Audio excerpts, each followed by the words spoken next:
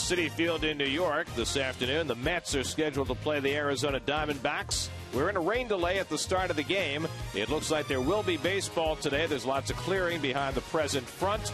And so at some point this afternoon, the Mets and Diamondbacks will play baseball. And we'll bring you every pitch right here on Pix 11. But to entertain you better until the game starts, we'll take you to an episode of the George Lopez Show. We'll see you in a little bit.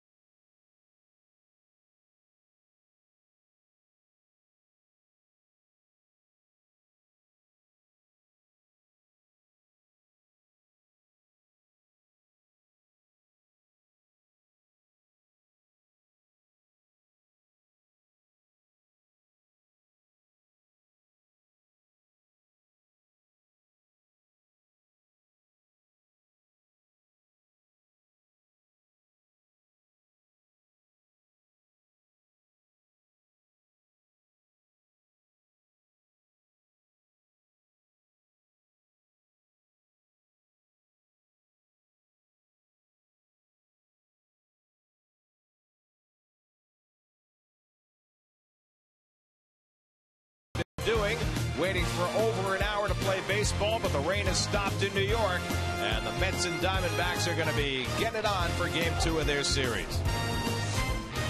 At Citi Field in New York, Pix 11 Sports presents New York Mets baseball. Today, the Mets play the Arizona Diamondbacks. And a pleasant good afternoon, everybody, and welcome to Citi Field. Gary Cohen, Ron Darling with you today as the Mets played the middle game of their weekend series against the Diamondbacks. Mets winning last night, their second straight win. And what did both those wins have in common? Well, they featured an Ike Davis home run to center field. Ike tied for third in the National League now in RBIs. Well, it was one of those home runs that had to be viewed later. This line shot to center field that was later viewed and said that it was a home run as a hit over the orange line. But the great thing about Ike is Ike has just been the most dependable RBI man in that lineup. His home runs 2 days in a row, 16 RBIs now, which ties him for third in the league with Albert Pujols, another pretty good first baseman, and 5 two-out RBIs, which is even more important. We talked about players hanging loose during a rain delay, and nobody has more of a burden on him when you've got a rain delay than the starting pitcher. Now, Dylan G, before his first start as a Met this season on Sunday in Atlanta, had to sit in the Philadelphia airport the night before because his plane was delayed. This time he has to sit out a rain delay. You know, there's always one guy out of the 5 or 6 now that the Mets have that always seems to be that guy that has to pitch in inclement weather, when it's muddy, and it looks like Dylan G, even in the second start, might be that guy. But the great thing about Dylan G is that his first start was outstanding. Terry Collins says he is a pitcher's pitcher, a guy that will use all 4 of his pitches, make sure that he'll do whatever it takes to get hitters out and also get deep in the game. You could tell by the way Collins was talking about him that he's so enthused about Dylan G. And, Ronnie, what do you do if you're the starting pitcher that day and you just don't know what time the game is going to start? Everybody's got their own routine. What do you do in the meantime? You know, the hardest part, I used to always tell the person in charge, PR man or whatever, to grab me as soon as he knew the real time. Because you hear about 4 or 5 different times, and you really just want to hear that one time that'll allow you 30 to 40 minutes to get prepared. And on the other side for the Diamondbacks, Barry Enright, who faced the Mets twice last year. The Mets saw him at his best. Well, Barry Enright, who came up in late June, did a really good job. 17 starts last season, ended up 6 and 7, but his best start was on July 20th. He went 8 innings, only gave up 1 run, and struck out 8, which is a high for him. His best game in his young career. So the Mets will try and beat Enright for the first time, trying for their 3rd straight victory this afternoon. The rain has stopped. Looks like it's going to stay away. Mets and Diamondbacks ready to play baseball. All the action today on Pix 11.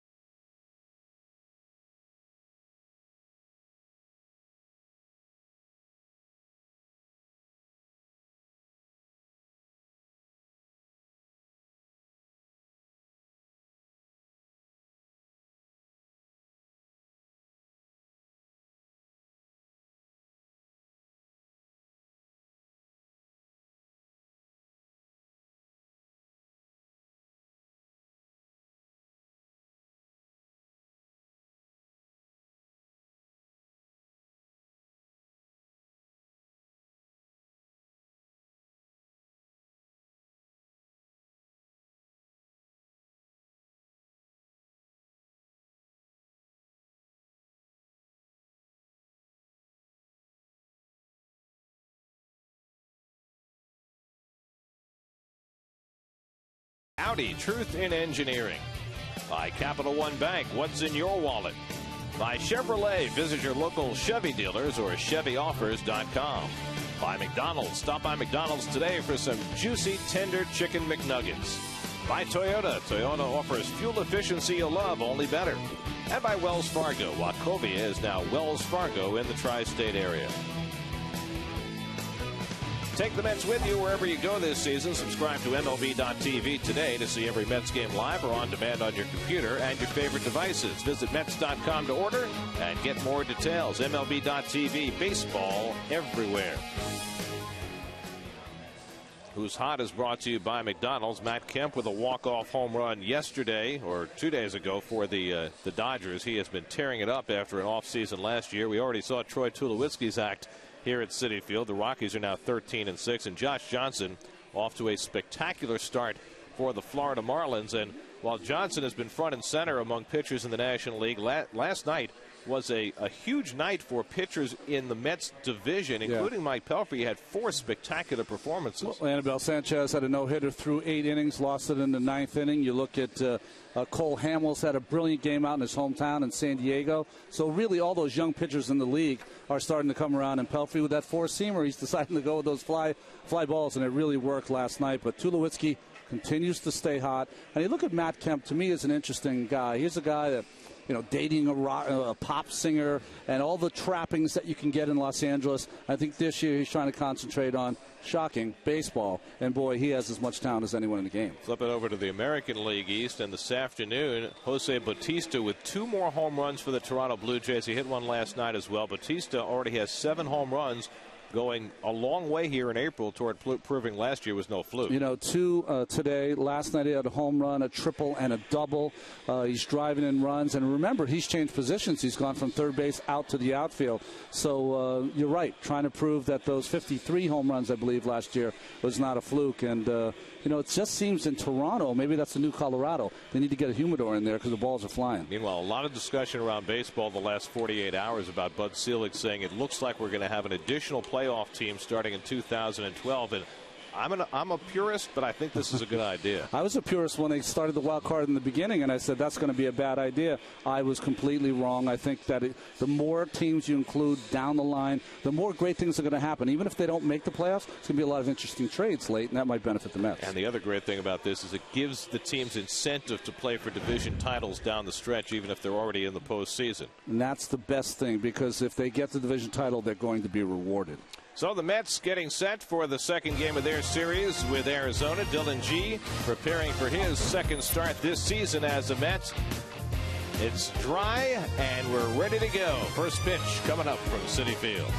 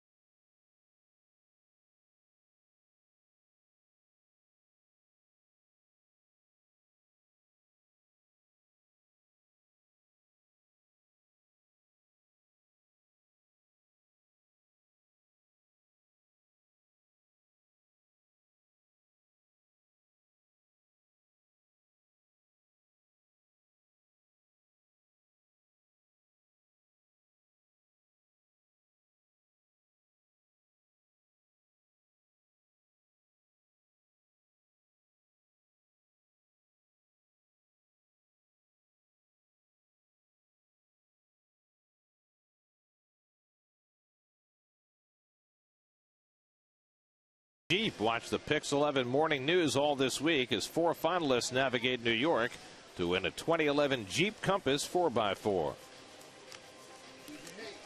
Enjoy a Mets game this season at Citi Field in BJ's Clubhouse. Tickets start at $10 for kids and $20 for adults, plus Mr. Met visits every game. Call 718-507-TIXX or visit Mets.com now. Check the upcoming schedule, brought to you by Lexus. Escape convention in the radically new Lexus CT Hybrid. Final game of the series tomorrow afternoon with John Neese on the mound, and then the Mets get Monday off before they head down to D.C. to open a 3-game series with the one Zimmerman Nationals. Ryan Zimmerman out, but they'll face the talented Jordan Zimmerman in the first game of that series. And Chris Young is going to pitch Tuesday night, going to come off the disabled list, had a bullpen session today, which is going to cause a jam up in the Mets rotation. They'll now have 6 starters for 5 spots. Keys to the game brought to you by Cadillac. Visit Cadillac.com to find a dealer near you. Well, what does 7-1-1 mean? I was talking to Dan Worthington, the pitching coach, and he said the blueprint for the Mets' success is have their starters go at least 7. That allows them to go with Isringhausen and K-Rod. That is the best chance they have to really dominate games and play through the elements. Sometimes, Gary, you can win these games just because you're more ready to play after these rain delays. And finally, when you're looking at the power game for the Mets, really, you like to see it. It makes up for a lot of mistakes when you can have a go-ahead home run right on Thursday night, of course, like Davis last night. Meeting at home plate underway, and baseball about to ensue. After a rain delay of about an hour and 20 minutes, Dylan G takes the mound when we come back.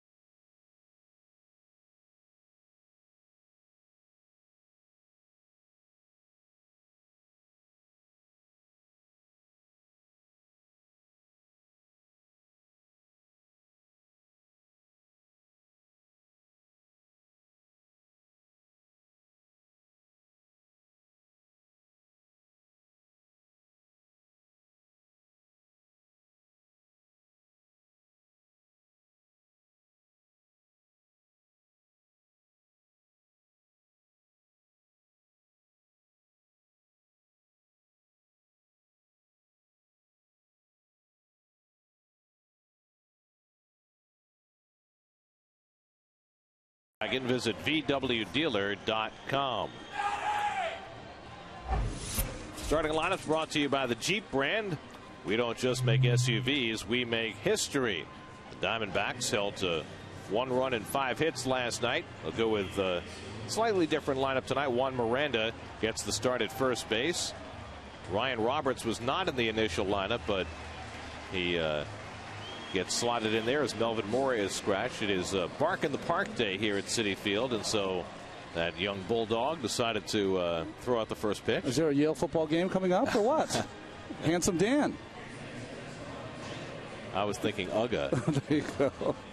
The Georgia mascot. Well, there's Dylan G from Claiborne, Texas, getting set for his second start of the year. You know, remarkably, this last start against the Atlanta Braves was the first time he did not go 6 innings, but 5 2/3 of fine pitching, only gave up 1 run. In his 38 2/3 innings in the big leagues, he's only allowed 2 home runs.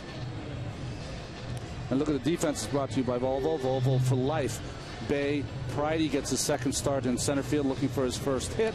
Carlos Beltran in right, 9th consecutive start. Nice to see him playing day game after night game. Right, Reyes, Murphy, Davis, and Tolley back behind the plate after a couple days off. It's interesting talking to Terry Collins before the game about Carlos Beltran. he said that he went to Carlos after the game last night to check with him about playing a day game after a night game, and he said before he even got any words out of his mouth, Carlos said, "I'm in the lineup tomorrow." Boy, that's great to see, because a lot of times in the past here it was kind of iffy up until game time whether he was going to play or not. But you know, everyone's got all hands on deck for this team right now. I think it was the first 4 series of the year Carlos sat out one of the 3 games, but now 9 straight starts. And Terry even said at this point now he's an everyday player, and that's good to see, because you know Carlos may not be able to move the way he used to in the outfield, but right now he's swinging the bat as well as anybody. I think he's one of their best hitters, especially from the left side. So the Mets have Beltran in the lineup today and going for their 3rd straight victory as they take on the Diamondbacks. Chris Young, who we now have to refer to as the other Chris Young. That's right. Now that that's right. The pitcher is a Met. By the way, Chris threw a bullpen session today, the Mets' Chris Young, and pronounced himself good to go for Tuesday, but he's also under the weather, and he and Mike Pelfrey, who was sick last night during his stint, were sent home. First pitch of the game is low and outside for ball 1. Rain delay of 1 hour and 21 minutes at the start of this one. Young hitting at .237, reinstalled as the leadoff hitter last night by Kirk Gibson, and he pops one up a mile high. Right back, Reyes with the angle, and Reyes takes charge and makes the grab for the first out of the afternoon. So 1 high pop up, 1 out, and we are underway at Citi Field. Well, the Mets, Chris Young, as you were talking about, threw 40 pitches in that side session. That was 2 side sessions he's thrown now to get ready for his start on Tuesday. So here's Kelly Johnson. It was interesting reading about Mike Pelfrey last night, because we saw a different Pelfrey, and as it turned out he was feeling miserable physically on the mound, and yet pitched his best game of the year. And it's amazing to me, as Kelly Johnson takes a strike, how often that seems to be the case. Yeah, what happens, I think, when you're not feeling well is that you kind of resign yourself to, boy, you know what, I don't have my great stuff, I don't feel great today, who knows what's going to happen, and you relax in a way and just let the talent flow. And that's what happened to Pelf last night. 13 outs in the air. He had fevers, he had chills, he had some stuff go on that I don't really think we need to repeat. But, you know, it was not the day that he was feeling his best. Pelf was very forthcoming. As Kevin Kernan said in the Post today, maybe too much information. Here's the 1-2, and Johnson takes in the dirt, 2-2. Kelly Johnson, the former Brave, running a 5-game hitting streak right now. G came up to pitch for the Mets on Sunday in Atlanta and helped them snap a 7-game losing streak. And he strikes him out with a changeup. So G, off to a flying start, has the first 2. 2 out and nobody on. His best weapon, Dylan G's, against the left-handed hitters is that great changeup. And why? Because it has great movement, of course. He takes a lot off, but even more importantly, he knows when to use it. He'll double up on it. He'll also throw it behind in hitters' counts. I thought Terry Collins said something very interesting about Dylan G today. He said he's a pitcher who believes in his stuff to the point where even if something isn't working early in the game, he doesn't abandon it. Here's Justin Upton with 2 out and nobody on. Upton at .268, hits one in the air, shallow center field. Coming on hard is Pridey, but he won't get there, and it's a pop fly single for Justin Upton. So the Diamondbacks have their first base runner of the game. That's 2 of those hits for Upton. He had one in last night's game that he dropped in front of Carlos Beltran, and here, as Ike Davis has a little laugh and said, how do you get those hits, by the way? You get them when the outfielders respect your power and play very deep. So here's Stephen Drew, elevated to the cleanup spot. 0 for 4 last night, hitting at .315 on the year. He's trying to think around the league. There's only he and Tulowitzki really who are the cleanup hitters and playing shortstop. In fact, the only 2 in the major leagues this year. For Drew, this is the 8th time he's batted cleanup. Tulowitzki does just about every day. For Kirk Gibson, his batting order is very much a work in progress. He even had Chris Young, who's back to being a leadoff hitter, batting cleanup a couple of times this year. There's Miguel Montero, the number 5 hitter, on deck. It's a Diamondbacks team that lost 97 games last year, so everything is up for grabs. You know, sometimes ideas don't fall too far from the tree. Kirk Gibson was a player that batted everywhere from cleanup to late in the order to batting leadoff. So, I mean, he's done it all when he played. And he played for Sparky Anderson, who would move things around on a moment-by-moment basis. Just to stay in shape. The reason he was known as Captain Hook. Here's the 0-2, and it misses low and outside. A ball and 2 strikes to Drew.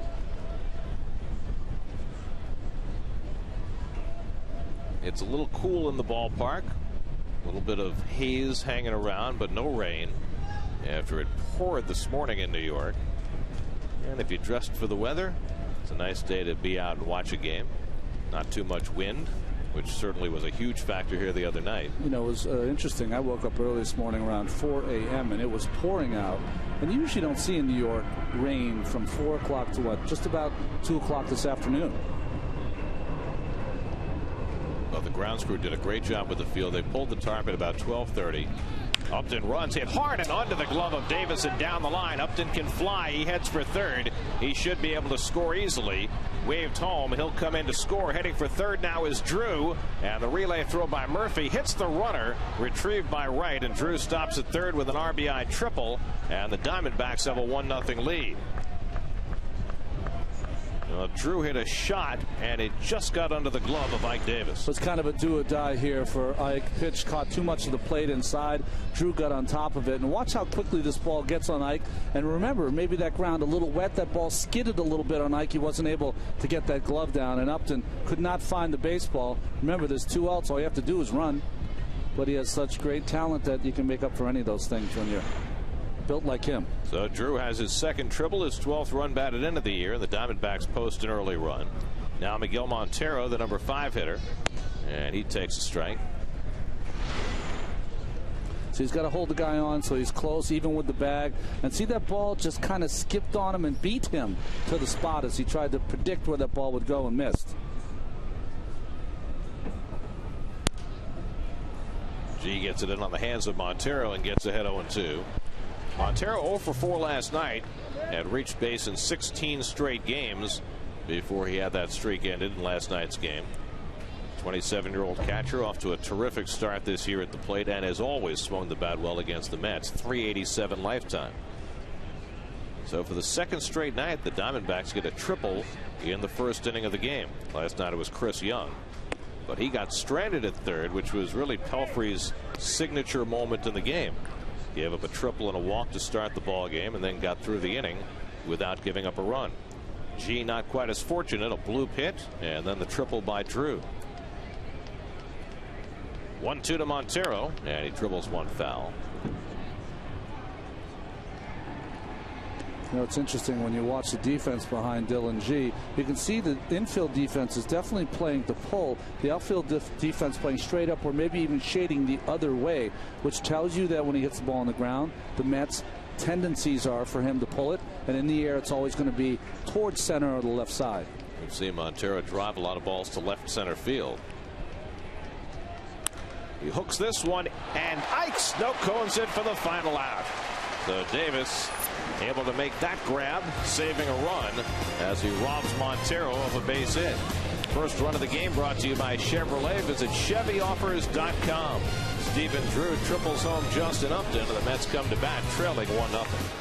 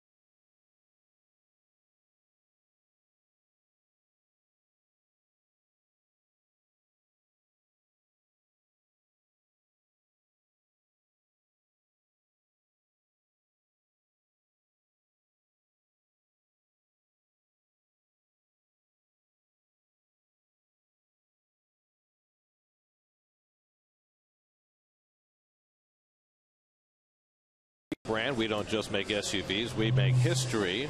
Mets lineup pretty much the same as last night, other than the catcher Josh Tolley starting instead of Mike Nickias. Ike Davis homering each of the last 2 nights. Both of the home runs going to center field. Don't see too many of those at Citi Field, but Ike now with 3 homers for the year. Barry Enright on the mound for the Diamondbacks. Well, you watch Enright. He's a little bit like Dylan G. One of those guys that has 4 pitches. His best pitch against left-handers is that changeup, and he usually has impeccable control coming up through the minor leagues. Only averaged about a walk and a half per 9 innings. A little higher here in the major leagues. Jose Reyes will lead things off. The first inning has been very kind to Jose. He had a leadoff hit last night in the first inning. He's now 9 for 19 with a walk in his first inning at bats over the first 20 games.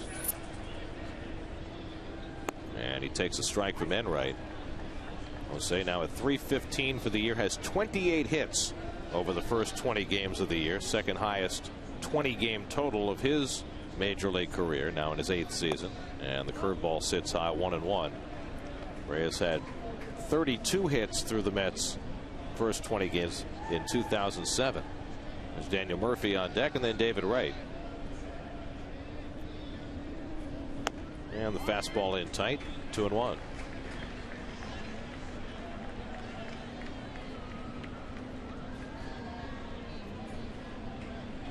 Reyes has the on-base percentage up to .351, which is about where he's been historically. And he gets ahead in the count, 3-1. Barry Enright out of Pepperdine University, second-round draft pick by the Diamondbacks in '07. Just turned 25 years old. Got the red beard. Mets had a red beard earlier this year when Blaine Boyer was on the mound. And it's ball 4, and Reyes is aboard again.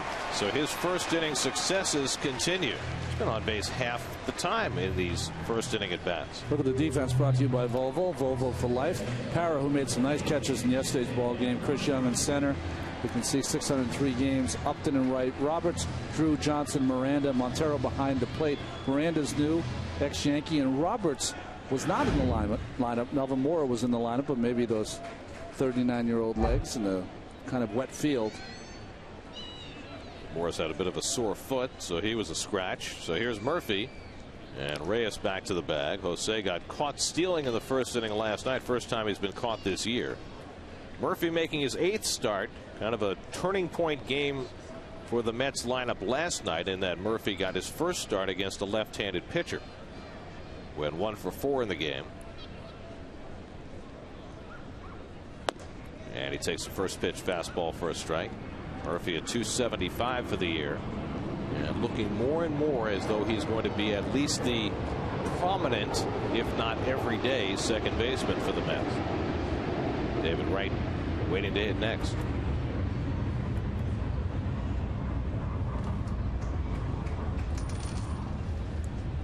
And think of all the machinations the Mets have had to go through over 7 weeks of spring training and 20 games of the regular season to get to this point. Not only the second baseman, but that second place in the batting hole, which has demanded that they've used tons of players already early in the season.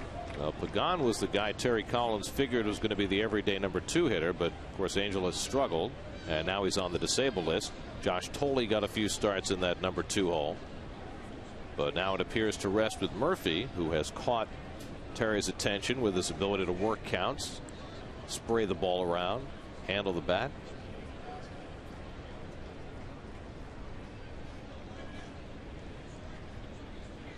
Oh, 0-2 now to Murph.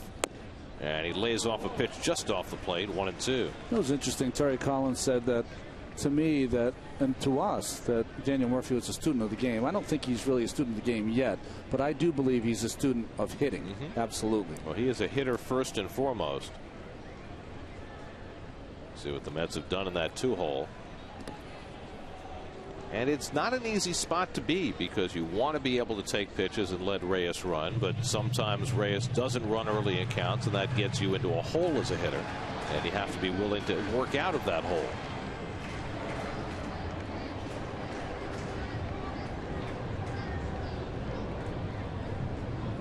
Reyes 8 steals in 9 tries this year, and Enright with a little better move. When I played with the A's, Carney Lansford used to hit second behind Ricky Henderson, and occasionally Ricky would come in and he would speak about himself in the third person. He'd go to Carney, Ricky not running today, which would let Carney know be aggressive on that first pitch. Just permission to go up there hacking.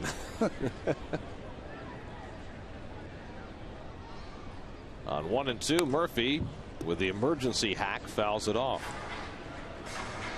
And Murph talks all the time about letting the ball get deep. He let that one get awfully deep. Well, there's an art to that too, though. You look at that swing and you say, boy, that's not a very good swing. But we've seen him many times do that and then end up with a base hit. So there's really an art to being able to say, that's not the pitch I want. Let me just foul this off and get a better one.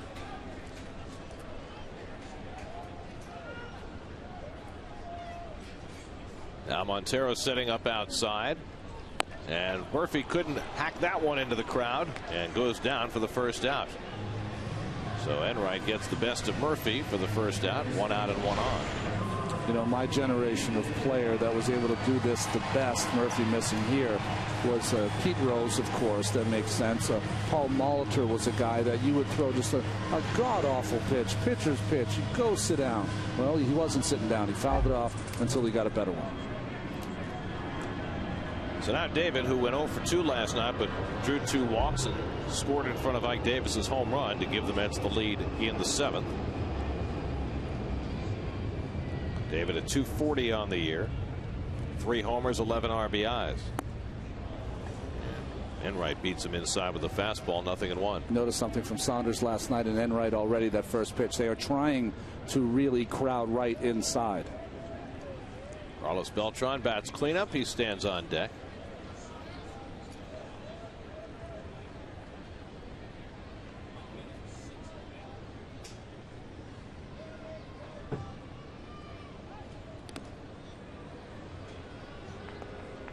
Big Juan Miranda playing first base today for the Diamondbacks.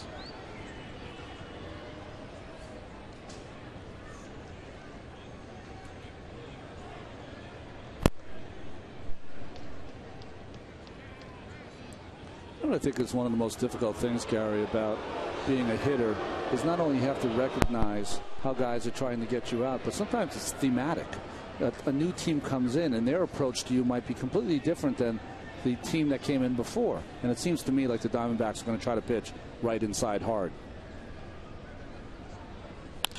Right lines one into left center, and he's got a base hit. Reyes turns second. He's going to challenge Chris Young, who will not try and throw him out. Just tosses the ball into second base. So Reyes aggressively goes first to third on Wright's hit. And the Mets have runners at the corners with 1 out. David is so strong. One of the things you'll love, this is as good a swing as he can make. This is all hands, late, lets that ball travel almost to the middle of the plate. He's so quick. But honestly, he doesn't have to take a big cut and can hit a rocket like that. And what I love about Reyes here, this ball is a bullet. That little delay at second base, trying to induce Young to say, hey, I'm not going to go on the third, and then turning on the speed. So the Mets with a first inning scoring opportunity after the Diamondbacks posted one at the top of the inning. And now Beltran, who's hit in 5 straight games, 1 for 3 last night.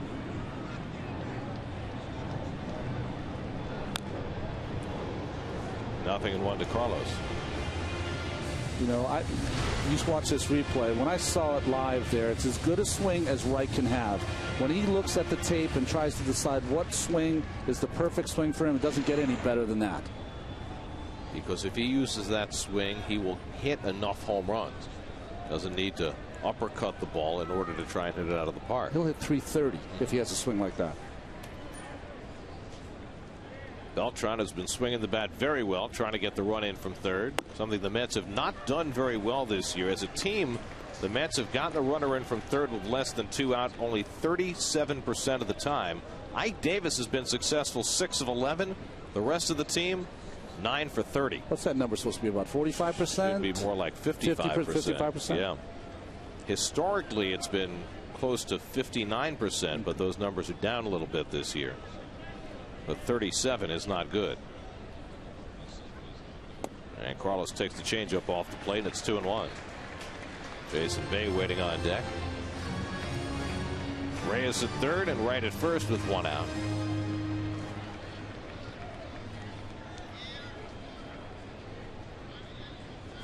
Beltran hitting .310 from the left side of the plate.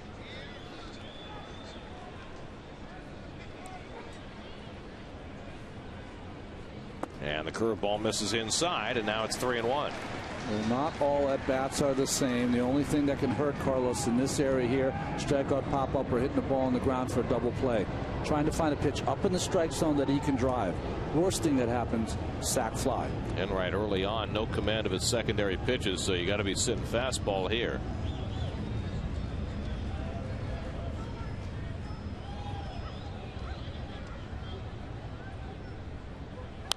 And it's popped up. He threw him a changeup. And Reynolds comes over near the dugout and reaches and makes the grab. Nice play by Ryan Roberts. And that's the second out.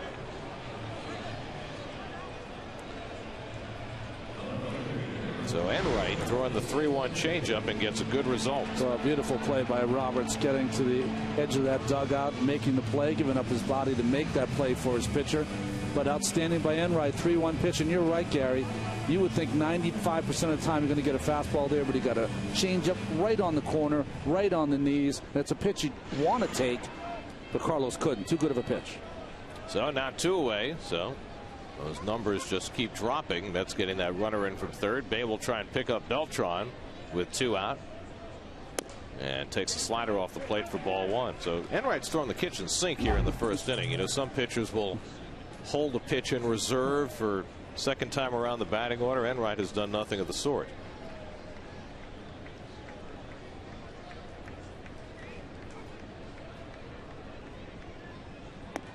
Yeah, there's a slider for a strike, and it's 1-1. You know, we saw Mike Pelfrey last night really not break out that breaking ball till the middle of his outing, and that was a good thing. And it's funny, he said that's the only time he shook off Mike Nickius all night was when he wanted to throw that first pitch curveball.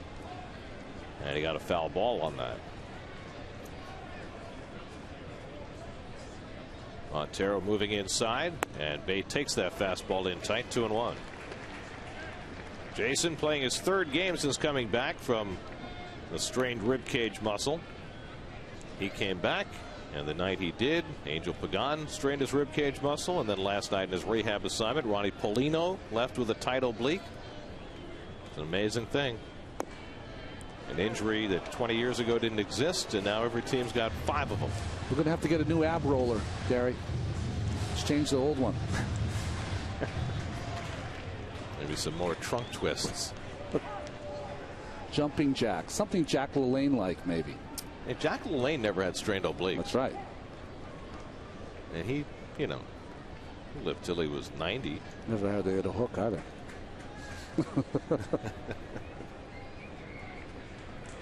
Enright trying to wind his way through this opening inning, about to throw his 22nd pitch.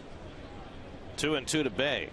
Wright runs, and Bay takes low. No throw by Montero, and Reyes almost took the deke, but then scrambled back to third. Stolen base for Wright, his 4th of the year.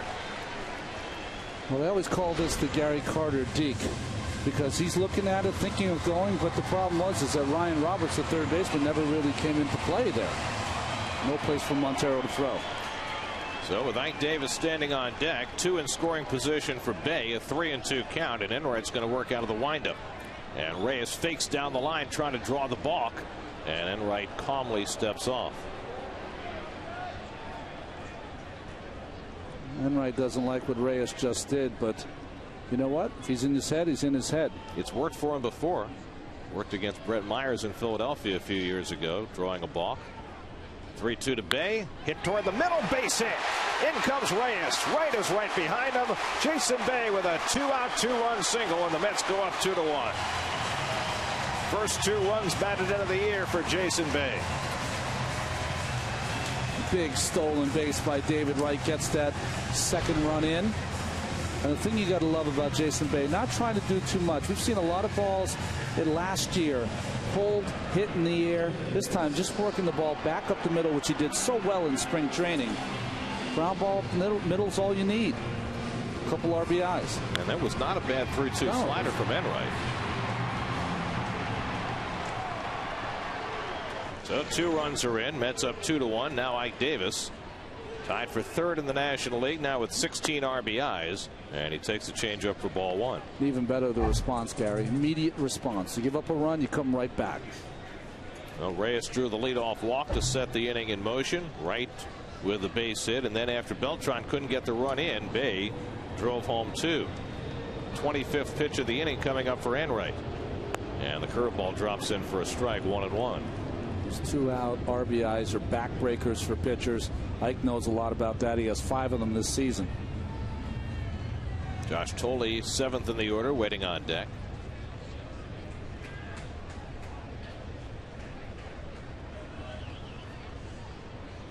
One to Davis, and he lays off 2-1.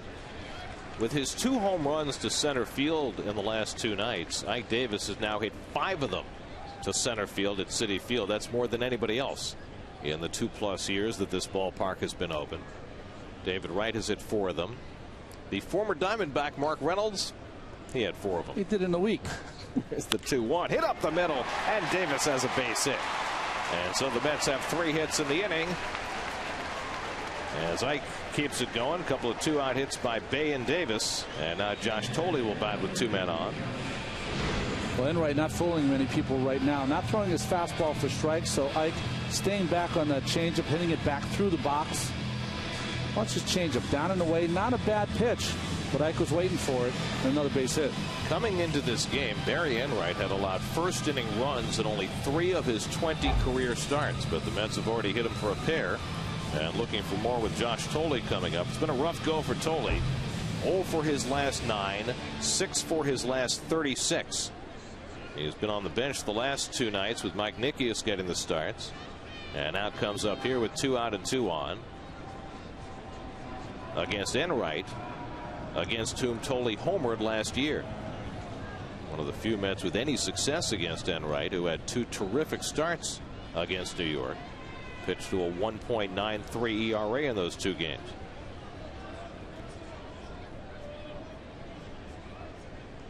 And Tolle takes the curveball for a strike, 0-1. You know what's interesting about Enright, when we watched him last season, he really was great, as you see Jason Prouty on deck, great with throwing his fastball for strikes to set up his breaking pitches. He's just turned around here. He's very confident throwing his breaking pitches for strike, but not his fastball.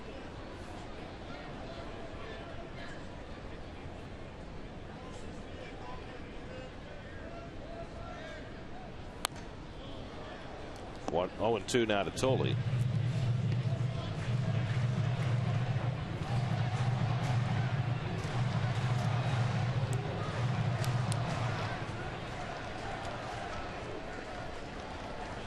So Josh will go into that even deeper crouch now with 2 strikes.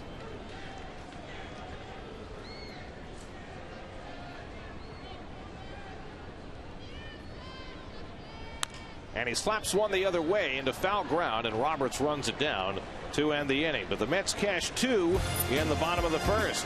Jason Bay, in his 3rd game of the season, picks up his first 2 runs batted in. With 2 out, drives home a pair to put the Mets up 2-1 after 1.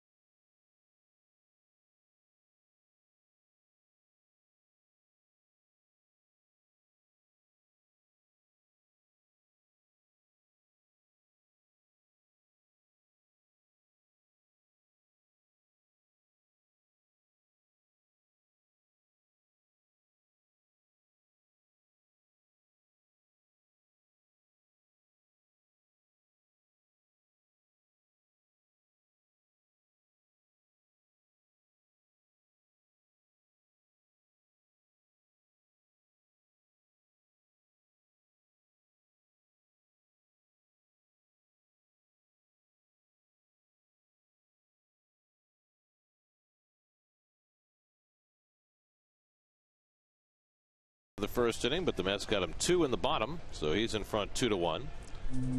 As Ryan Roberts leads off in the top of the second. Roberts 0 for 2 and a pair of walks last night. That stopped an 8-game hitting streak, but look at those numbers to start the year. 451 on base, 698 slugging percentage for the 30-year-old journeyman. And he takes the curveball high for ball 1. And you saw the grimace from G after leaving that curveball a couple of stories high. Juan Miranda on deck. And it's lifted out to shallow left. Bay with a long way to go. And he makes the shoestring catch for the first down. A little laugh from Jason Bay. He did not pick that ball off the bat, but ended up making a little say hey catch on the way in. Or here in Flushing would be a Lee Mazzilli catch, wouldn't it? Yeah, Maz like to do that Willie Mays thing with the basket catch. The thing about Maz is growing up in Brooklyn, he threw with both hands. That's right. I mean, he wasn't just a switch hitter, he was a switch thrower. And eventually, when he became a pro, had to choose. Here's Juan Miranda, the big first baseman, hitting at .233. Breaks his bat. The barrel sails past G, and Murphy plays the ball and throws out Miranda, and quickly there are 2 out. Well, luckily, Dylan G saw it the entire way. He always gets in very good fielding position, saw the head of the bat coming, and was going to make sure that he stayed out of the way. I'm always fascinated when pitchers pick up the barrel of the bat and hand it to the bat boy. You know, I would never touch that bat. I don't want to touch another player's bat. No, that's not what I mean. You know. I always think back to the 2000 World Series. You're thinking about Clemens and Piazza. You're right. I think back to I thought it was the ball. Here's Gerardo Parra, who went 1 for 4 last night, and he takes a strike. Well, he's going to get a chance soon to tell a better story, hopefully. Yeah. All sorts of fiction out there. Fortunately, it was a soft line drive bat. Parra lines one foul, and it's 0-2. Parra at .268. He is a free swinger, second in the National League in highest percentage of pitches swung at, 58.5% so far this year. And he tries to hold anyone around strike 3. Greg Gibson with the call. Second strikeout for Dylan G. And a quick inning as he retires the Diamondbacks on 6 pitches.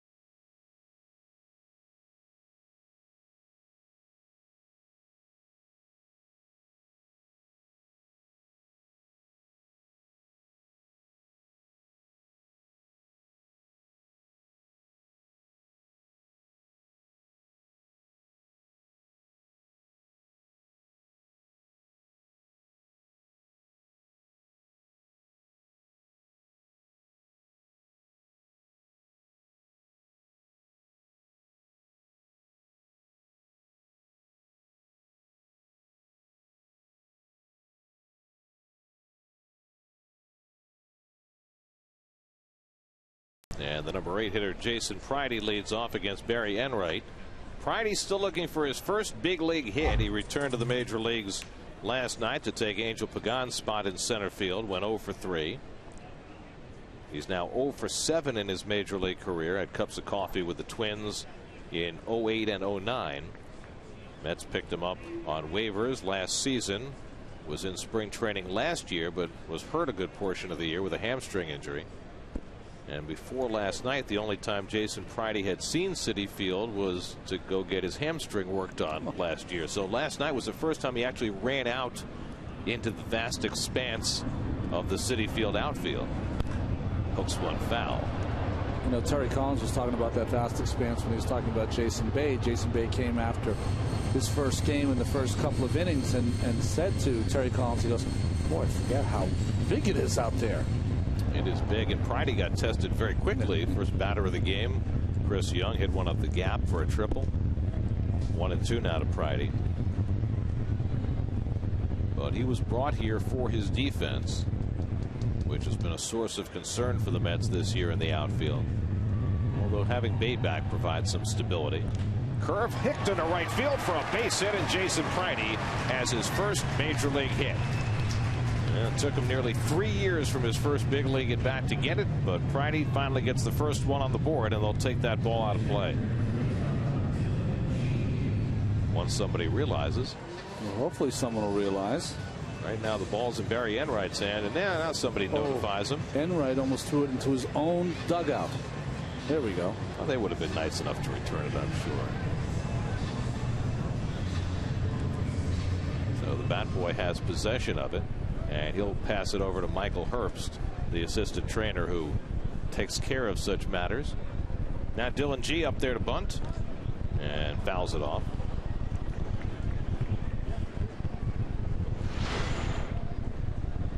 A little breaking ball here from Enright. He threw a couple good ones early, and that's a good one also. He's gotten beat on a couple of good pitches. Down and away, but nice job by Pridey lifting that into right field.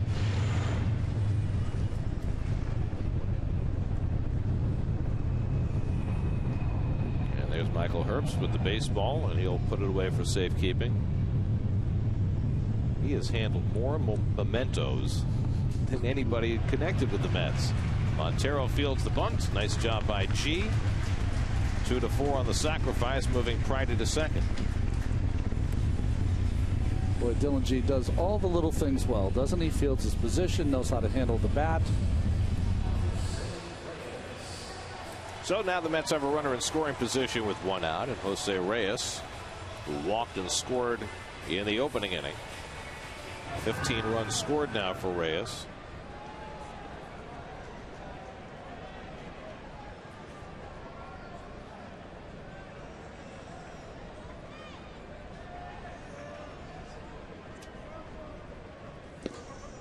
And he takes a strike from Enright.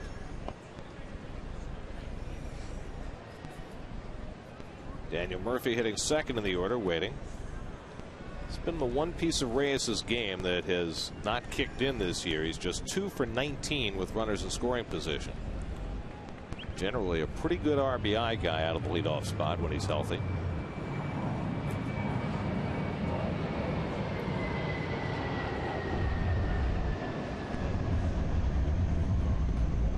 Nobody will ever again do what Darren Erstad did as a leadoff hitter.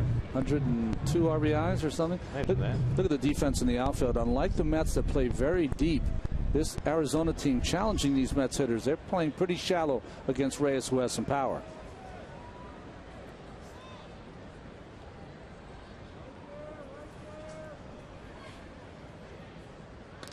And Reyes hits one in the air to center. Young has it lined up. Pridey tags at second. He'll go over to third after the catch. Now there are 2 out. So Reyes flies out, 2 away. And it's left to Daniel Murphy to try and get the run in. Murphy struck out his first time up. 5 for 13 on this homestand, as he continues to settle in after a lost season last year. It's funny how things develop in baseball. He had a really good 09, all set to be the Mets opening day first baseman last year. Hurt himself late in spring training. Mets went with Mike Jacobs and an agglomeration of others for the first few weeks before calling up Ike Davis. And at the point Murph was ready to play, they figured, well, okay, Davis is playing first. Let's figure out something to do with Murphy. Moved him to second, where he promptly got hurt trying to turn a double play in Buffalo and lost the rest of the year. But more and more over the last couple of weeks, second base has looked like a place where Murphy might be able to handle himself. He's done an enormous amount of work to get to this point. Enright again pitching out of the full windup with a runner at third.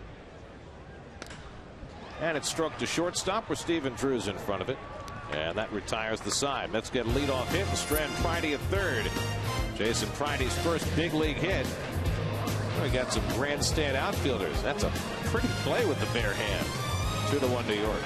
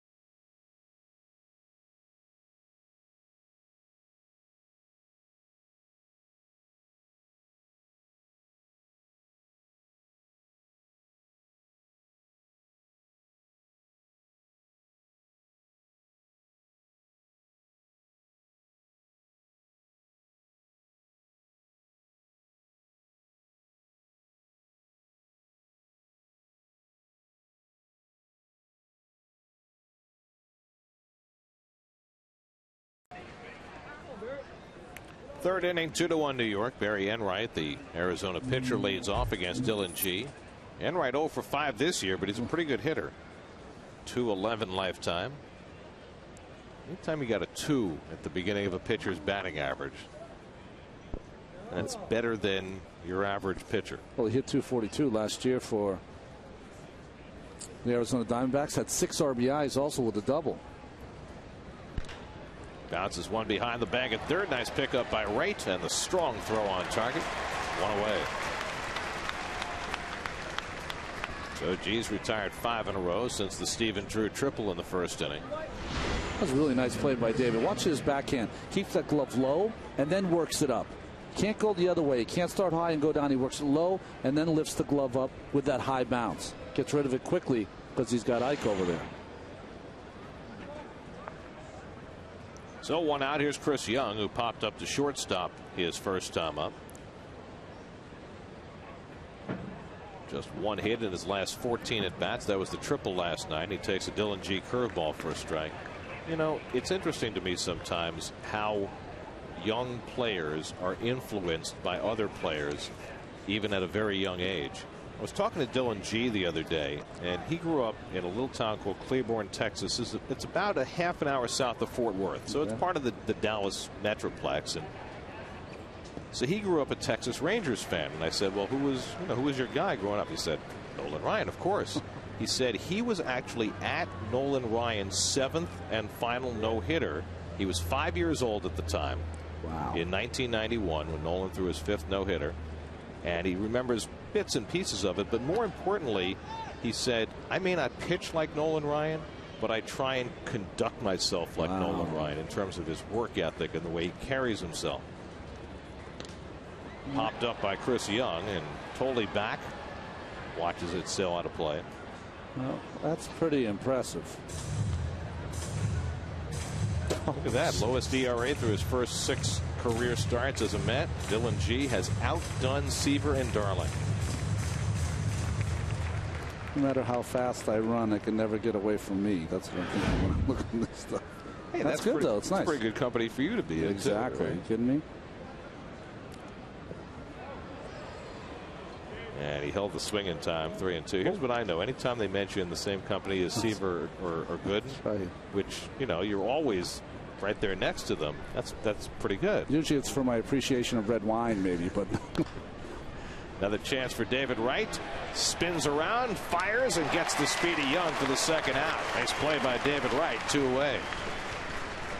Boy, 2 fine plays by David. You think to yourself, okay, not the greatest, the toughest of chances. Well, yes, they are. This one ranging far to his left. Got the athleticism to make that turn, pick the point out, and throw a strike over to Ike Davis. You know, David's been playing more and more on the line, so those balls that are usually a kind of routine for other third basemen, he has to go 4 or 5 steps more. So 6 in a row retired by G. 2 out in the third, and here's Kelly Johnson, who struck out his first trip and takes that curveball up and away for ball 1. The 7th no-no was Roberto Alomar in the Blue Jays when he struck Alomar out. Yeah.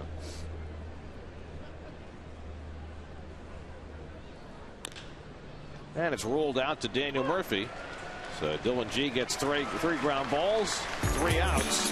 He's retired 7 straight, and the Mets are up 2-1.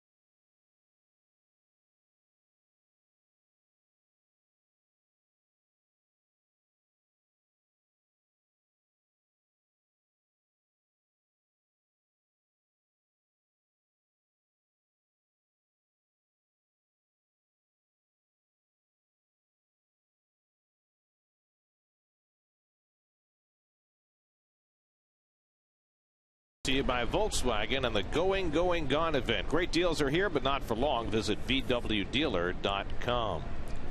Heart of the batting order for the Mets in the home third. David Wright leads off and takes a strike from Barry Enright.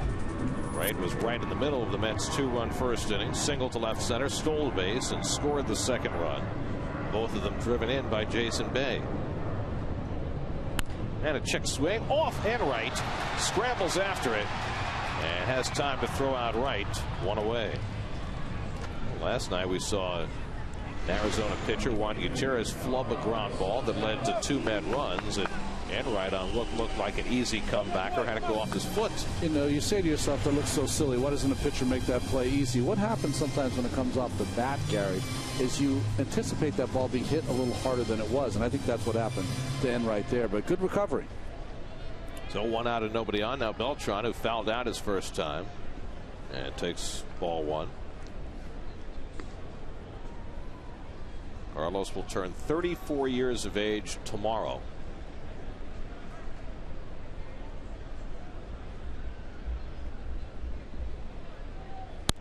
And the other day, looking at Beltran and remembering Torrey Hunter moving over to right field, I got into a discussion with the fine sports writer for CBS Sportsline, Danny Nobler, about who was the oldest everyday center fielder in the major leagues. And we started kicking around names, and we couldn't really think of too many guys over 30. You know, you talk about Shane Victorino, who's 30, Coco Crisp, who's 31, but you finally came up with the answer. Yeah, Marlon Byrd, who has now become a real fixture for the Chicago Cubs. Great year last year for them. 33 years old now. The two guys in San Francisco who are sharing the spot, Torres and Rowan, are both 33 as well. But it really is, like shortstop, a young man's position. It really is. So you have to have the wheels. I think there's also there's a lack of abandon out there that you have to have that a young person has that sometimes an older player does not have. And when you think of those two elite positions and how they really cater to a younger player, it is phenomenal to think that tomorrow, the same day that Beltran turns 34, Omar Vizquel will turn 44, and he's still playing shortstop. I think he's sitting close to 400. He's one of my favorite players. I will tell you, when I first faced him, you could knock the bat out of his hands, and it's kudos to him. Made himself into a fine offensive player. And, you know, while Ozzie Smith deserves every kudo that goes his way, Omar Vizquel is maybe 1/4 of a tick below Ozzie Smith as a defensive shortstop. And he, in some ways, revolutionized the position, but also ruined it, because he started catching the ball with his bare hand, never missed it, and would throw guys out at first base. And a lot of other guys tried to do it also and did not have the talent to do it. Omar Vizquel, Hall of Famer? Yes. I agree. Great at bat here for Beltran. 3-2 from Enright, and he bounces one down to first for Miranda. 2 away. So Jason Bay will come up with the bases empty.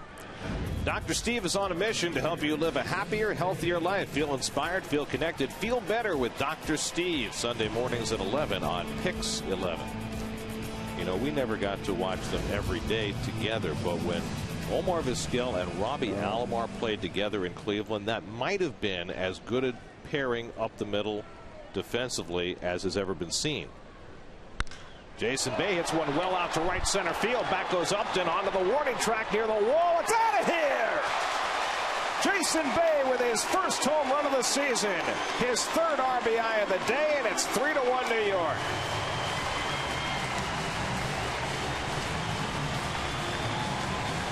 Well, we've been talking about how Bay has been hitting line drives consistently from the beginning of spring training, interrupted by the oblique injury.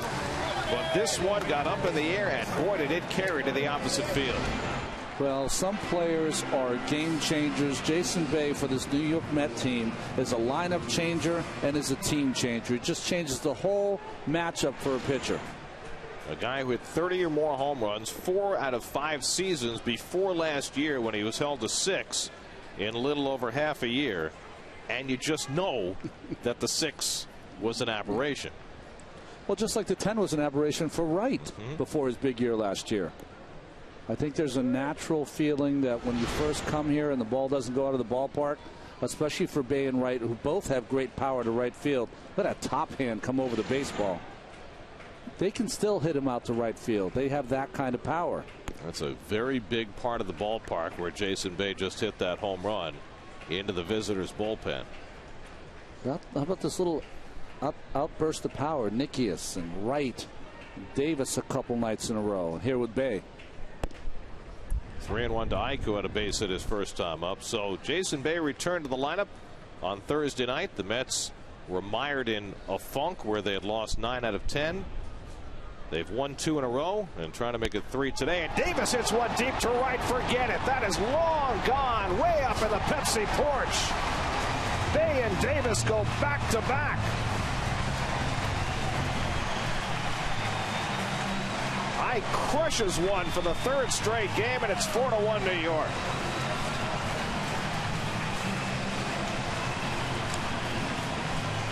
The Mets go back-to-back for the first time this year, and what a power display. Well, Enright has thrown a lot of curveballs to the left-handed hitters, and it almost looked like Ike sat on this one, although it was a hanging one by Barry Enright. And we've seen already, pound for pound, Ike Davis has as much power as anyone in the National League. Sitting right there like it was on a tee, and we have seen very few home runs, if any, go there. I think that's as far back in the Pepsi porch as we have seen a home run hit since this ballpark opened 2 years ago. I think the longest home run still to me is the Adam Dunn home run that went over the bridge, but that is either close or close second. No, I came very close to the bridge on a couple of occasions last year. Tolley drives one to deep right field. Back goes Upton. It's over his head and into the Mo zone. Tolley racing for second, and he slides in safely with the Mets' third straight extra base hit. Second double of the year for Josh Tolley, and that snaps an 0 for 10 for him. And the Mets are just getting phenomenal swings against Barry Enright. And even more importantly, the first inning, 2 runs scored with how many outs? 2 outs. This rally here with 2 outs for the Mets in the 3rd inning. Nice swing by Josh, who's been in a slump. And we saw more of this from Josh in spring training, didn't we? Turning on the baseball, especially early in the count. So after 2 out and nobody on, Bay drives a 400-plus foot home run to right center. Davis parks one 25 rows up in the Pepsi porch. And Tolley hits one that would have been a home run in every other ballpark, but it's a double here. So now Jason Pridey, who had his first big league hit with a single leading off the 2nd inning. Mets now with 4 runs and 7 hits.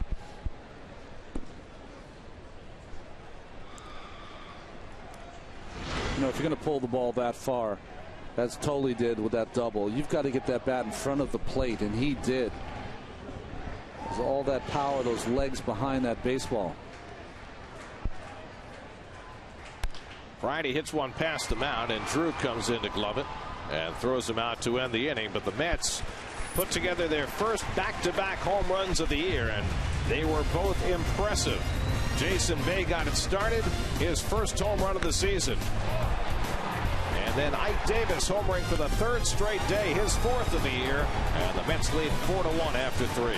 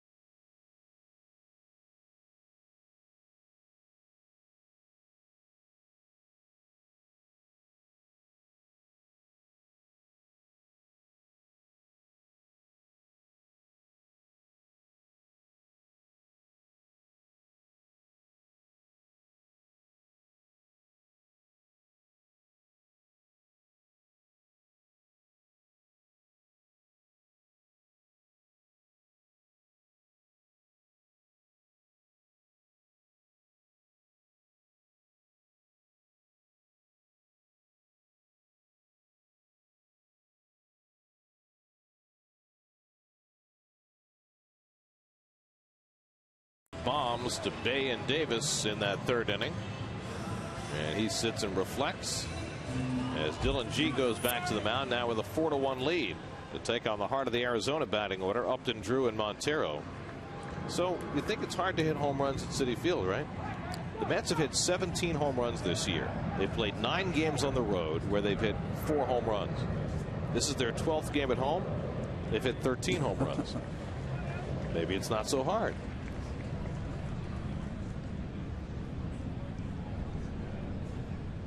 Stephen Drew on deck. Upton blooped a single to center his first time up and scored the Arizona run. And a good curveball by Dylan G, who's been fighting that curve early in the game. It's 0-2. Again, what Terry Collins said that he said to you, Gary. He stays with the pitch, though. He doesn't abandon that pitch.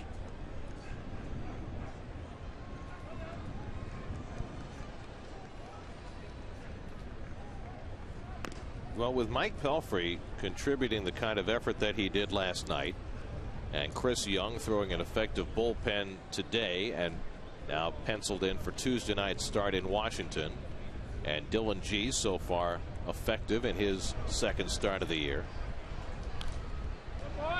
Chris Capuano turned in a gem the other night.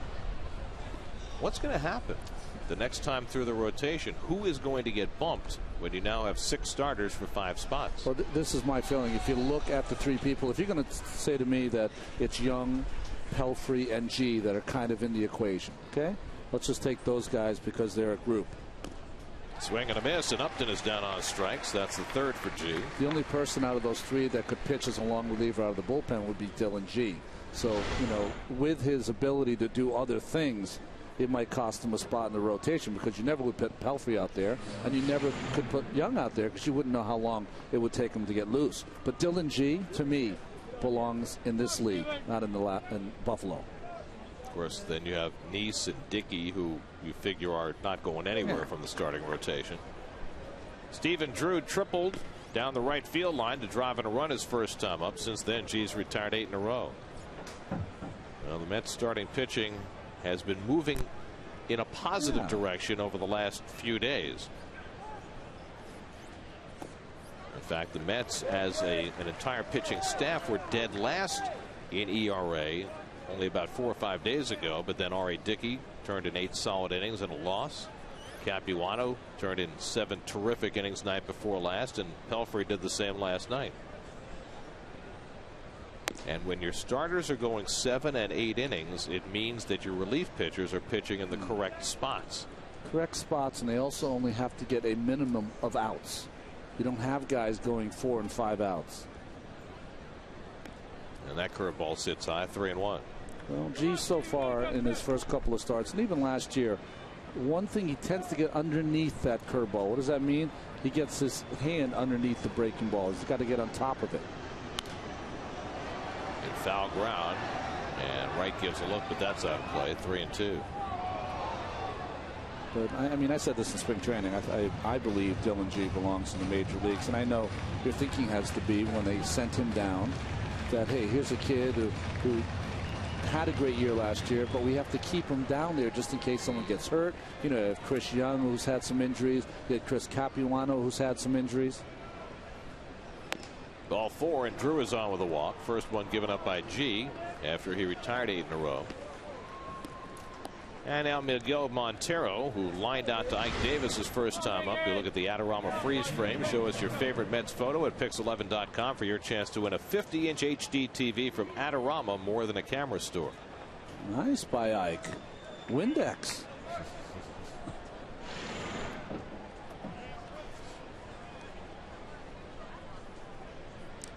So Montero now hitless in his last 11 at bats after a scintillating start.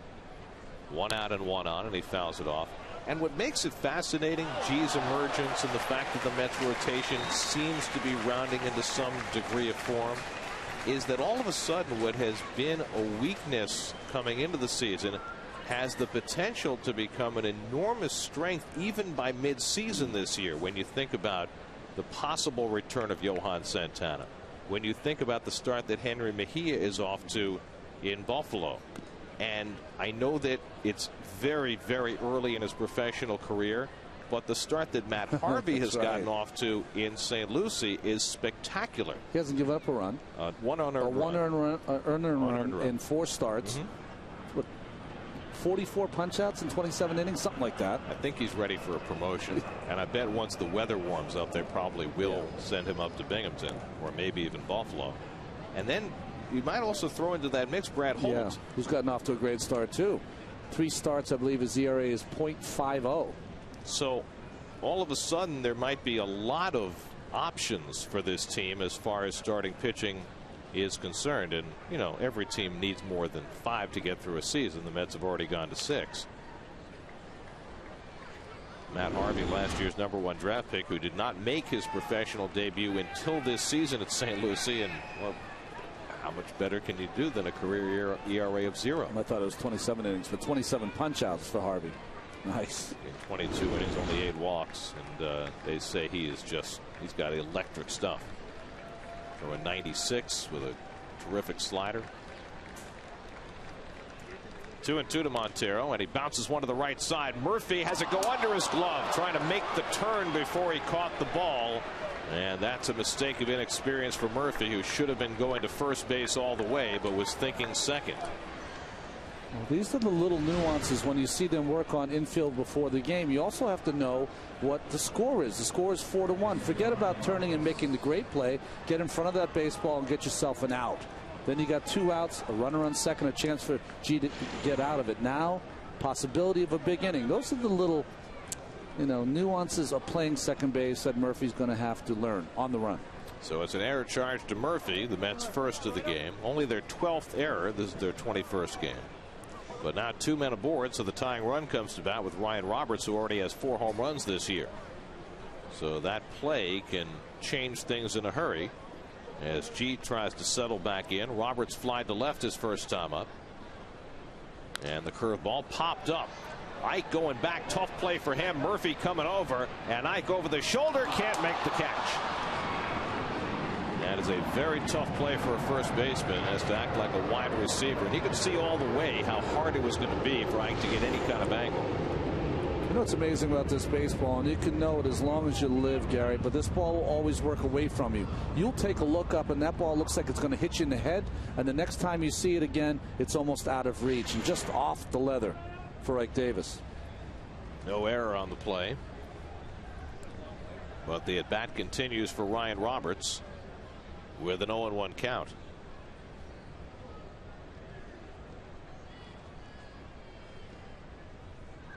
Up the middle and a base hit for Roberts. Drew to third. He'll be waved around.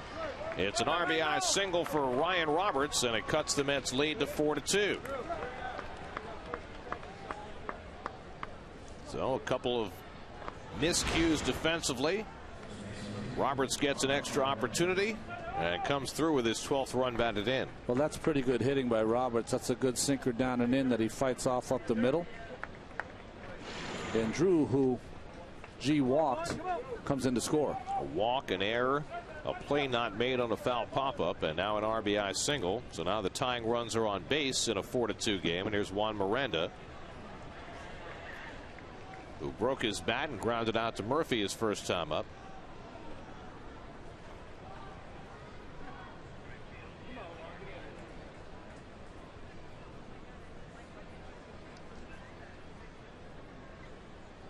Miranda, the former Yankee, pops it up in foul ground. David Wright hoping for a play near the dugout and has just enough room to make the grab. 2 out. Well, of course, by now, David's got to know this field as well as anyone. He did a nice job there of getting all the way to the dugout, so making a really tough play look easy. See how he looks down, make sure he gets all the way there, braces himself with his right arm. Piece of cake. It sounds so easy, but you see so many infielders try to time that rather than racing to that spot and giving themselves a chance to get acclimated. There's the ball, there's the wind, there's the movement, there's the people in the dugout, there's the dugout fence. There's so many things that keep your mind occupied. So now Gerardo Parra, this is a very aggressive Arizona team, and G taking advantage of that, getting Miranda on the first pitch pop-up. Now Parra, first pitch swinging, and he bangs one up the middle for a hit. Montero to third. He's waved home. Pride's throw goes to third base. Not in time, and following the play to second is Parra. A run is in. It's 4-3 New York, and the Diamondbacks have runners at second and third. Gerardo Parra with an RBI single takes second on the throw.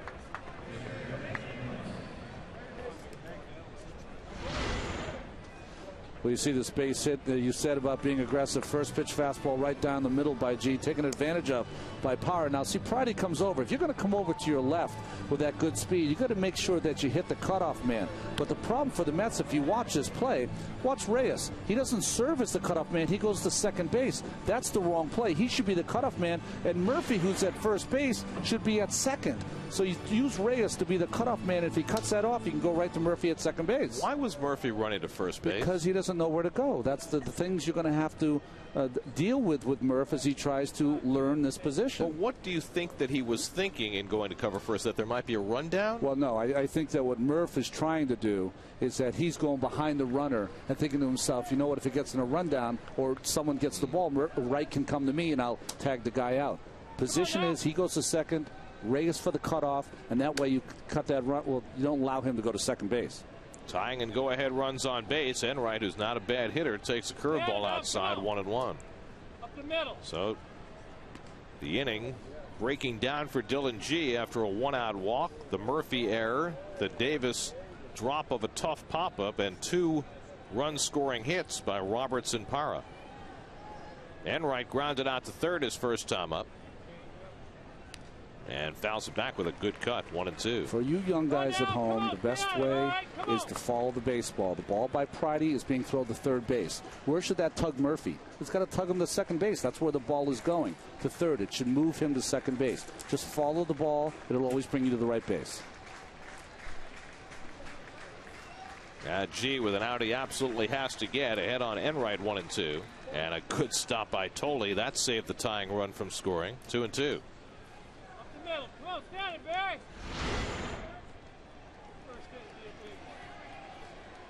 Boy, there's a play there by Tolley. He got lucky with the backhand. You know, you want to try to make sure with runners on second and third and 2 outs that you get that whole body in front of it. But fortunate to keep that ball in front of him. Saw Montero make the same play last night. A little bit low, and a full count to Enright. So G, who cruised through the second and third inning, finding trouble in the fourth. 25 pitches already in this inning, 35 in the first 3. 3-2 to Enright, and a high fly ball well hit to center. Pridey going back, has room, and gets there to make the catch. Side retired. Mets with a 4-3 lead. New York Mets baseball is brought to you by HBO's hot new series Game of Thrones, tomorrow at 9, only on HBO. Now here's a sneak peek.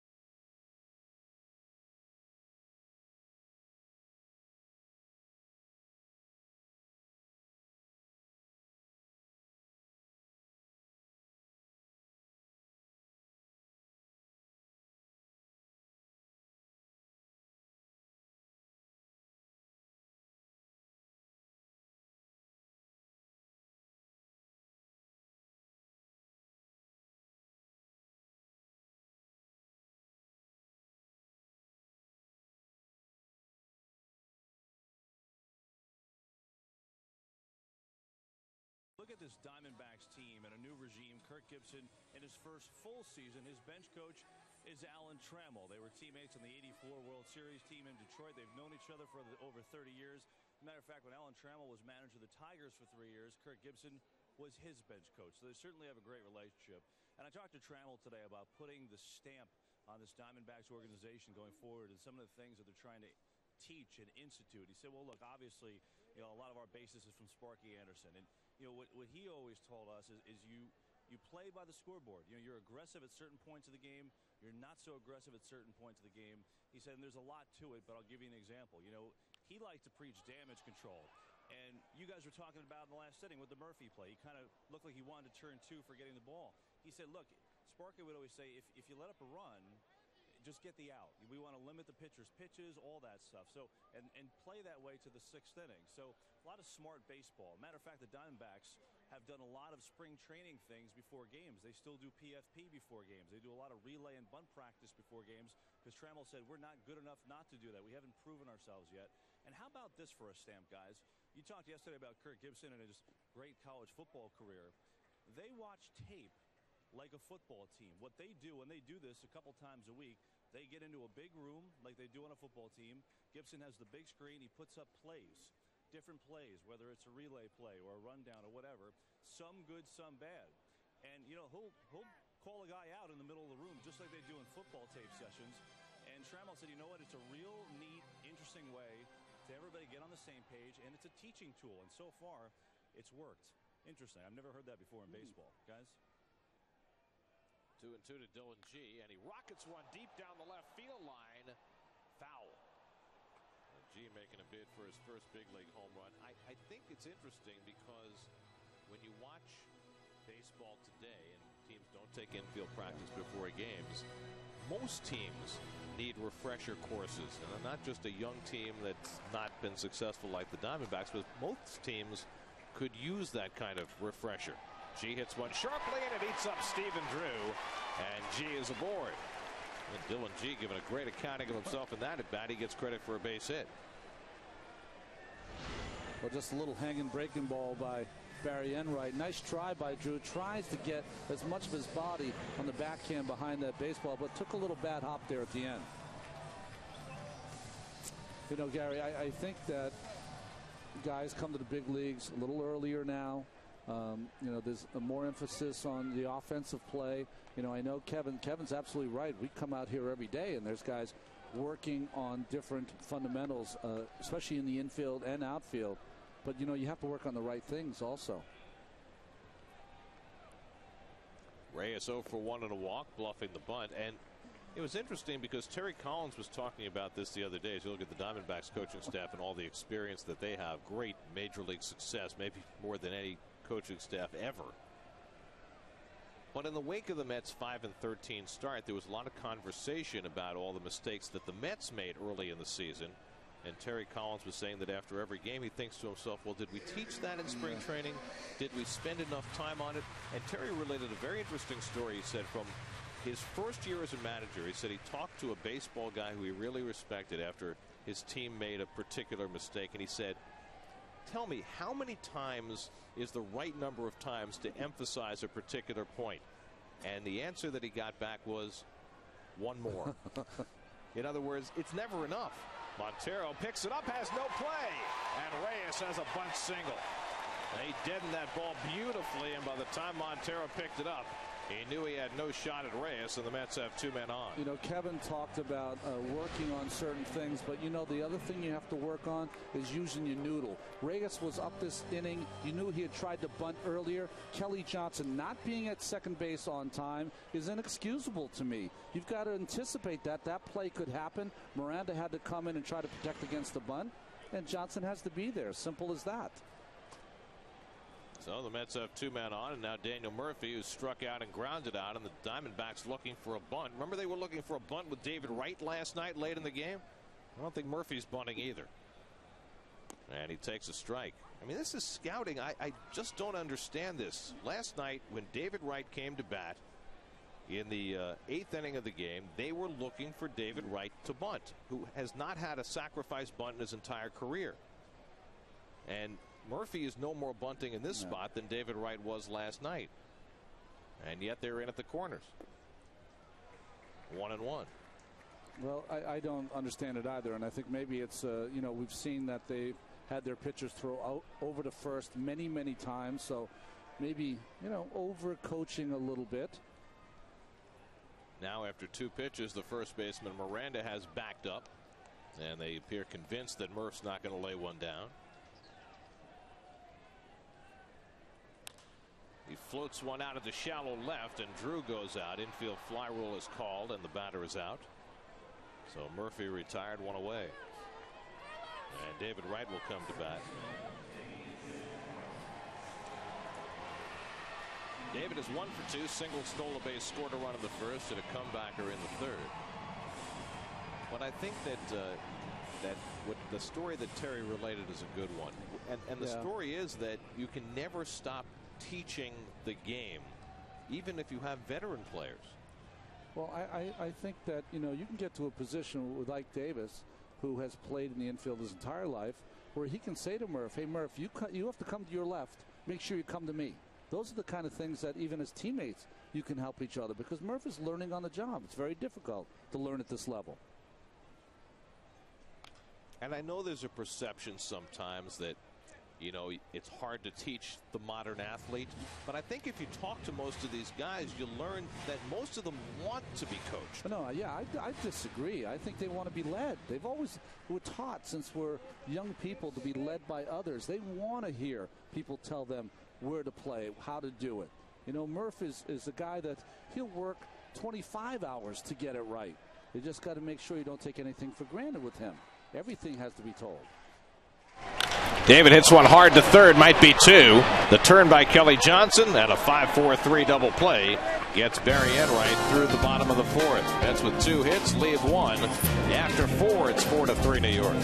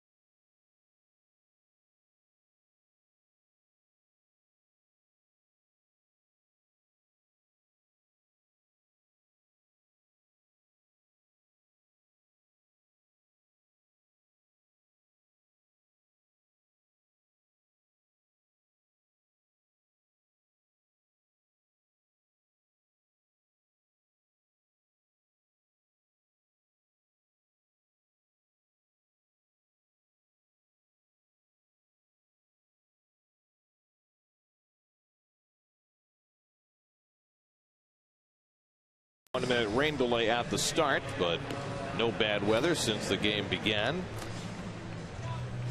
Dylan G had a 4-1 lead, gave up a couple of unearned runs in the 4th inning, but still hanging on to a 1-run edge as he faces the Diamondbacks in the 5th. The 5th inning brought to you by Ford. Check out the best-selling vehicles with the best-selling values in America. Top of the batting order, Chris Young leads off. Young is 0 for 2. David Wright made a nice defensive play to throw him out his last time up, and he takes the first pitch curveball for a strike. Dylan's been trying to throw that first pitch curve all day with middling success, but he gets that one over. That was a good one there. And comes back with the fastball up and in, 1-1. Guy who's not blessed with blazing pitches, but has finessed his way. Gets it on the hands of Young, and he fouls it back, 1-2. You know what's good about that second pitch, though, for Dylan is that he's such a strike machine that he can go a whole game where everything is on the plate. He's got to remind himself every once in a while to throw off the plate. Threw one up and into Young, went back in there, and Young missed it. I think that's what happened to him with Parra that last inning. A guy who you know is going to swing at just about everything, and he threw him a hittable pitch that cost him the 3rd run. How you judge young pitchers is when they get in trouble. Teammates have not backed them up very well. Things starting to quicken up. That's when you judge young pitchers, how they stay calm. And I think for Dylan, personally, he got to the point, and you mentioned that they were very aggressive. He didn't recognize that and say, you know, a couple first pitch changeups might get me some easy outs. 2-2 to Young, and he struck him out. Good fastball by Dylan G, and that's his 4th strikeout. Well, the thing about Dylan G is that he's got the movement. Ball drops out of the zone, and you know, when you are able to throw a changeup as a right-handed pitcher on the outside part of the plate down, right-handed hitters don't see that very often. So 1 out, and now Kelly Johnson. So G's retired the leadoff hitter in all 5 innings today. That's a nice formula for success. And a first pitch curveball to Johnson for a strike. Kelly's 0 for 2, struck out and grounded out, 1 for 5 in this series. Justin Upton waits on deck. 4-3 New York, 5th inning. And it's hit to center field. Jason Pridey steadies and puts it away, 2 out.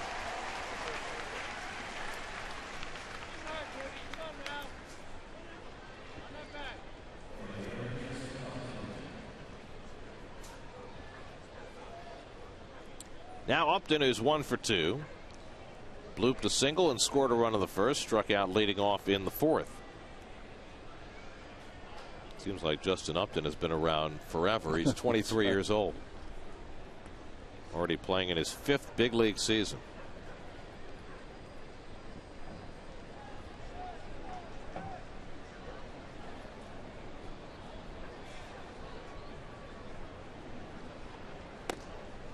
You know, guys, you've talked about it. David Wright grew up with the Uptons in Virginia Beach, and there were a bunch of guys around that area. Ryan Zimmerman, Mark Reynolds, but really Upton and Wright, they hopped on their bike and went a couple blocks, and they were at each other's houses. Justin, a couple years younger, and I asked him about it. He said, you know, the one thing is, when we were kids, everything was competitive. Everything had trash talk. I mean, it's just hilarious. When we play now, I'll jog by third base, and the trash talk starts from our backyard football days. It doesn't ever end with us. That's the beauty of the relationship. Of course, Justin started as the bat boy. Yes. His older brother BJ, closer to David's age. Payback's awful, I'll tell you. He has certainly grown out of his bat boy days. And it's off the plate to Upton, 3-1. Dangerous spot here for G against a guy who can jack the ball out of the ballpark.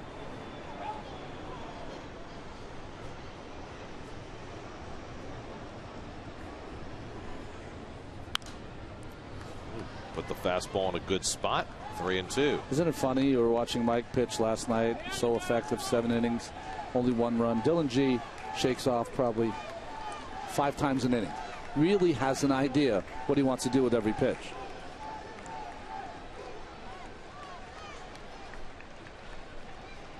And he wastes no time. 3-2 to Upton, and he struck him out. Dylan G with 2 strikeouts in the inning gets Upton for the 2nd time as the Diamondbacks go down 1-2-3. A high changeup that worked for him. Still 4-3 Mets halfway through.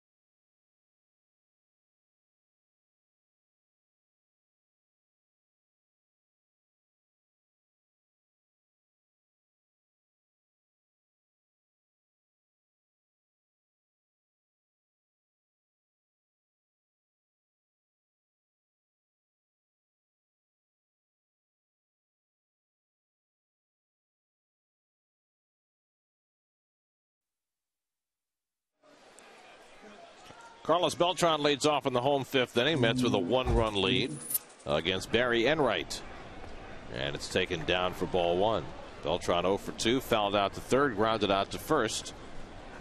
It'll be Beltran, then Bay and Davis for the Mets in the home fifth. Mets trailed 1-0, led 4-1. Now it's 4-3. And there's a strike, 1-1. ARI Enright had to work out of a jam in the fourth when the Mets got the first two on. Bay, who homered his last time up, on deck. Staying off speed with Beltran. It's 2-1.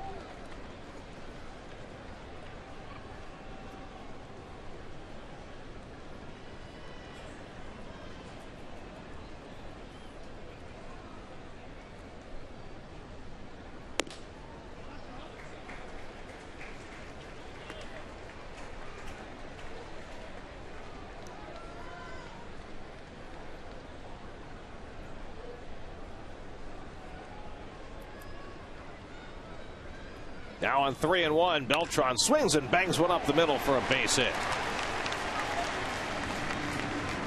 So the Mets keep wrapping out the hits. That's their ninth. Well, from the department of not every mistake results in a bad result for a pitcher. I'm here to attest to that. And watch the reaction from G. High changeup out of the strike zone. Shaking of the head. Ooh, can't believe I got away with that one. Yeah, that's how it goes sometimes, you know. You're not going to throw every pitch where you want to, and in good games somehow you get away with them. So now Jason Bay has already had a big day in his third game of the season. He had a 2-run single in the first inning and a long home run to right center in the third. You're probably asking yourself, why is Charles Nagy, the pitching coach, going out there after just a measly single error by Beltran? Two reasons. One, he wants to make sure that Enright tries to get through this inning as they've come back in this game, but also to get a pitcher up in their bullpen just in case there is trouble. And specifically to get the lone left-hander in the bullpen, Joe Patterson, up. Now remember, last night Kirk Gibson did not bring in the lefty to face Ike Davis in the seventh inning, and Davis hit a 2-run homer to give the Mets the lead.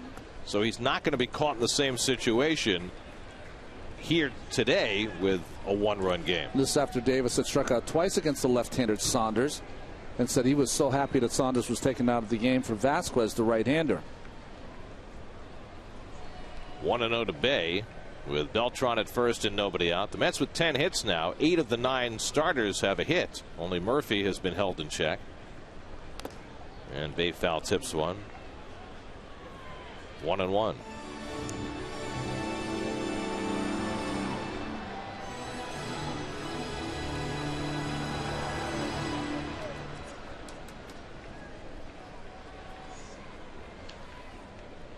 ARI Enright, who pitched at Pepperdine, and how anybody concentrates on school or baseball pitching in Malibu is beyond me.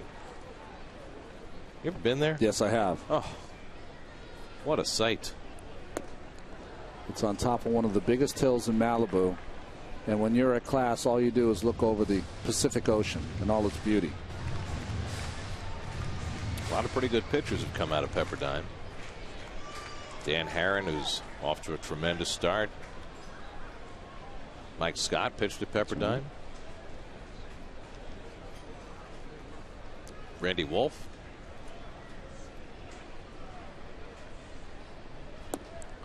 Mike Fetters, who we saw here at the ballpark, who does some radio and TV for the Arizona Diamondbacks. He went to Pepperdine. Let's see. He grew up in Hawaii and went to Pepperdine? That's just doesn't get fair. any better than that. Well, then he pitched in Milwaukee. That's the makeup. By the way, speaking of Milwaukee, what a moment last night as Bay dribbles one down the third baseline. Ryan Braun came up for his first at bat last night after signing his contract extension that's going to take him through 2020. And the fans at Miller Park gave him the most tremendous ovation. It was like, you really love us. You want to be here. And what did Braun do? Hit a 3-run homer. It's his real Sally Field moment, right? They really like me. They love me. No, it was great because you know those people. They hear of all these free agents that want to go to the bigger towns, the bigger cities, and they're one of their homegrown and stay put to what, 2020? 2020, when he'll be 37 years old.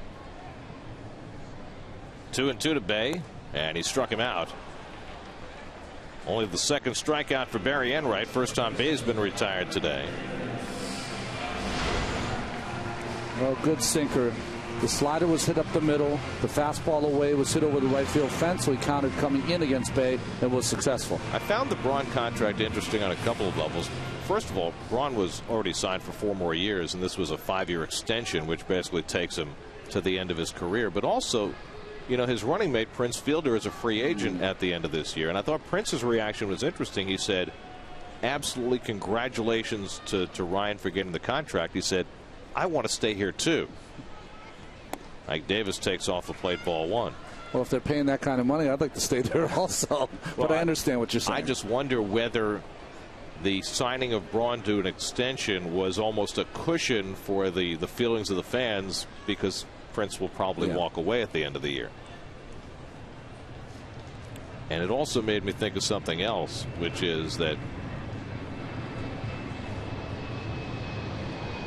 maybe that's what the St. Louis Cardinals should have done 3 or 4 years ago when Albert Pujols had a few years to go on his contract. Yeah, there's certainly someone kicking themselves over there in the front office of St. Louis as they have to deal with the Albert situation, as he has gotten off to a horrible start. We can see the pitch count, and still is 3rd in the league in RBIs with 16 and has 6 home runs, I believe.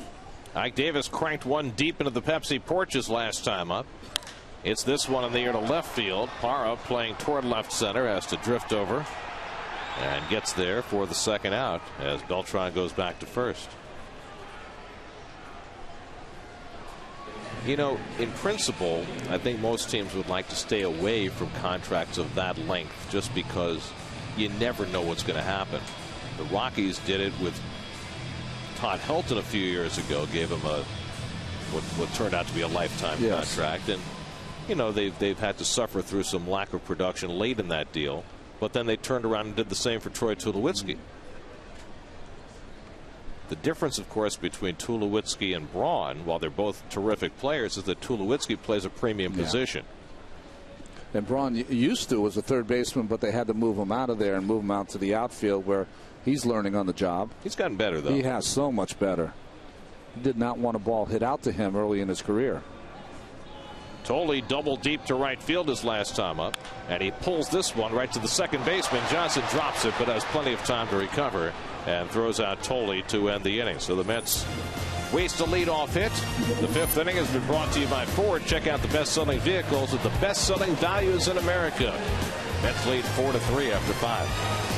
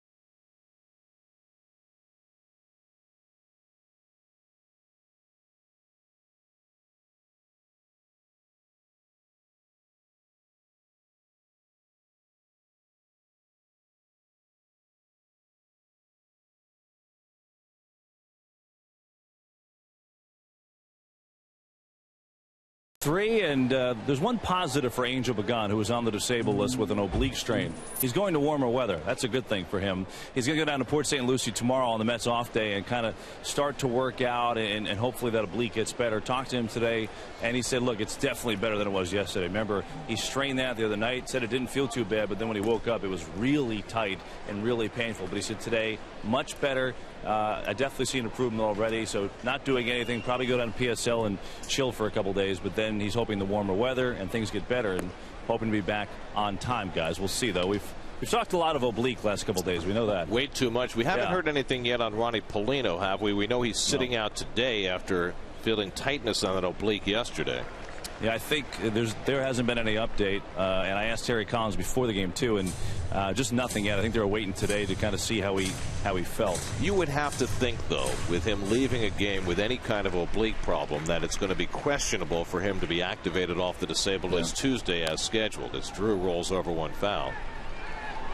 I mean, with the experience everybody in baseball is having with those oblique injuries, and specifically the Mets already this year with last year with Reyes and Pagan, and this year with Bay and Pagan, that they're going to be on the cautious side. And you also haven't lost anything the last couple of days with Mike Nikias.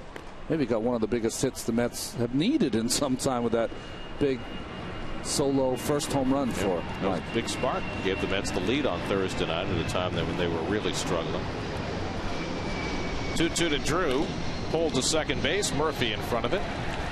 And he makes the toss, one away. That's 6 straight innings now. G's retired the leadoff hitter. Those are the numbers on Ronnie Polino last year, and the bottom number for the Mets was the most important, as they came into the season with a young left-hand batting catcher, that Polino could be that other half of the platoon with Josh Thole. Well, Kevin talking about Angel going to Port St. Lucie. Kevin, I got 2 words for him. Bloomin' onion. Get used to it, Ronnie. 1 out and nobody on. Here's Miguel Montero. Now, guys, I have a question for you. Since we're talking catchers and Polino and Nikias, you're right, the bat has come alive for him the last couple of games. Now that Pelfrey had that game last night and Nikias caught him, is there something there? You know, Terry admitted last night that he did maybe want to give Mike just a different look. Had nothing to do with Josh necessarily, but just to give Mike a different look, change it up, change up the luck.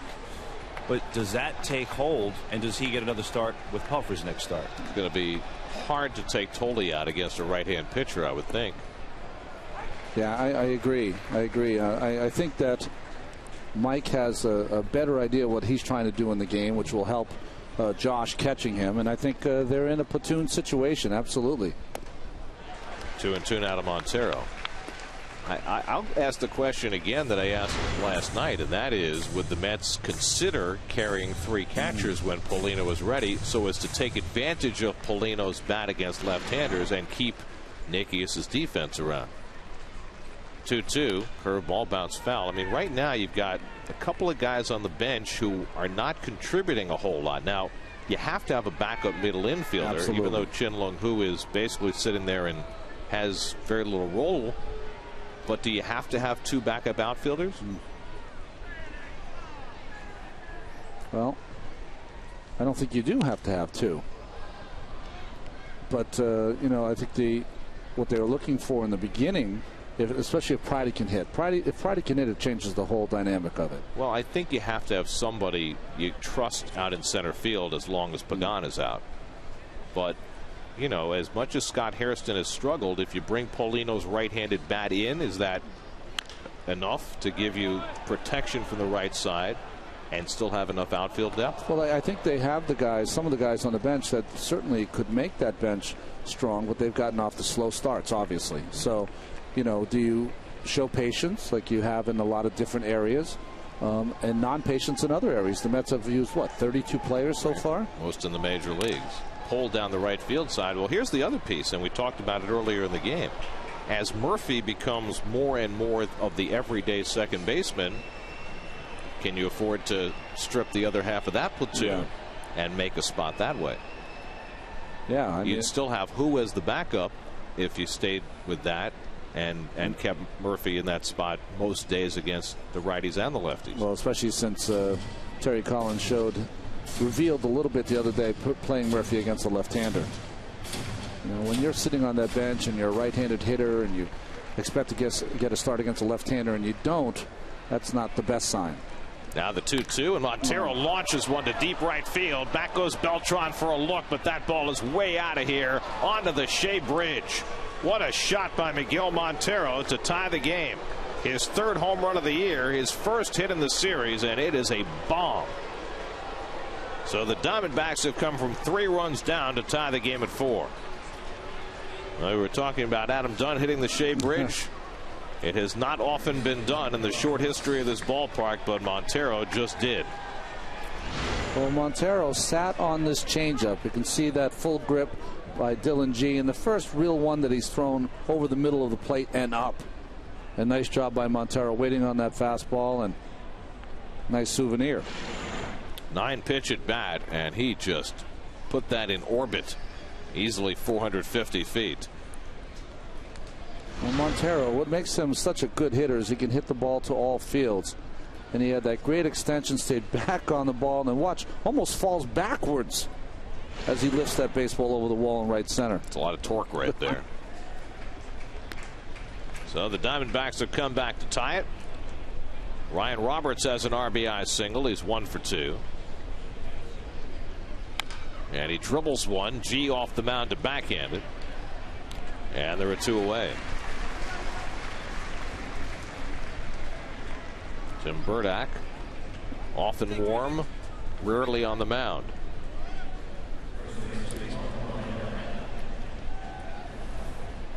Juan Miranda will be the batter. Miranda's 0 for 2, grounded out and fouled out.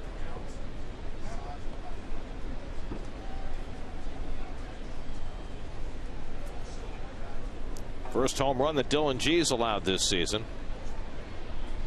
That had enough distance for 2 or 3. We have seen some bombs in this game, haven't we?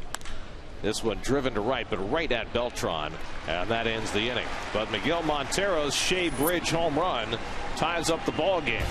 Montero hits his 3rd of the year to get the Diamondbacks even. One to admire. 4-4 game as we go to the bottom of the 6th.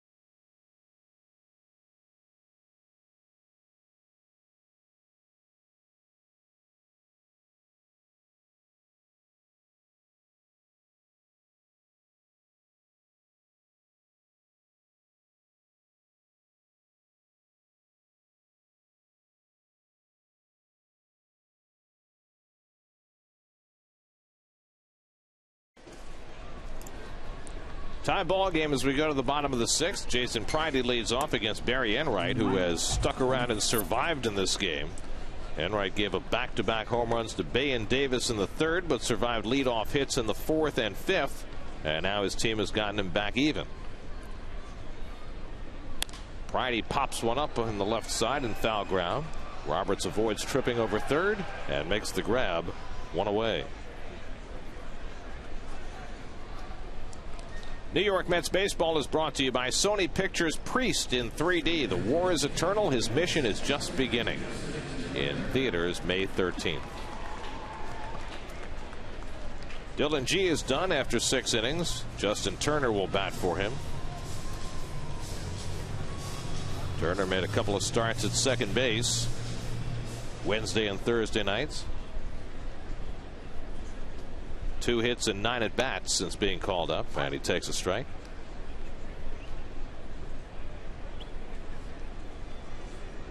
Jose Reyes waiting on deck. The Mets 4 runs, 10 hits. The Diamondbacks 4 runs and 5 hits. Mets have made the only error of the game, and that produced 2 unearned runs against G, who goes 6 innings, allows 5 hits, 4 runs, 2 of them earned, walked 1 and struck out 5. Gave up the 1 home run to Montero that tied the game. Taken the other way, and Turner's got a base hit. Upton tries to track it down, slides, gets to his feet as Turner heads for second, and he slides in safely with a pinch hit double. Justin Turner with his first extra base hit of the season, and the Mets have the lead man in scoring position. Well, good job by Justin Turner staying alive there on the bench. Nice hitting there. A little fastball away. Just serves it to right field, and a good hustle. Not only by Upton to stop the baseball, but also by Turner running hard out of the box, get himself a double. So now he's in scoring position for Reyes, who has a walk and a bunt hit today, 1 for 2. Enright about to throw his 100th pitch of the afternoon, and Reyes watches the changeup wide, ball 1. That's just 1 for 8 with runners in scoring position today. Reyes 2 for 20 on the year. Pedro Beato getting ready to pitch the 7th inning for the Mets.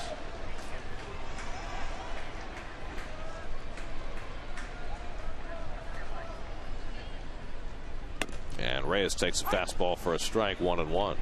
And that fastball starting to back up a little bit on Barry Enright. And get up in the strike zone also. Give him a lot of credit, though, for staying in this ball game. Looked like he was going to be done early, but he's persevered. That's got 2 in the first, and those back-to-back long home runs in the third to go up 4-1.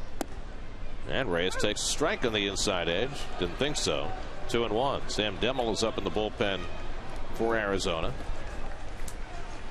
as Enright tries to wind his way through this 6th inning. Over 100 pitches for the afternoon.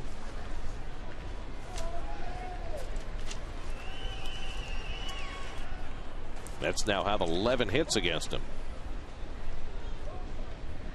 On 1-2, Reyes lifts one in the air to left center field. Parra going over toward the gap, gets there and runs it down. Turner back to second, 2 away.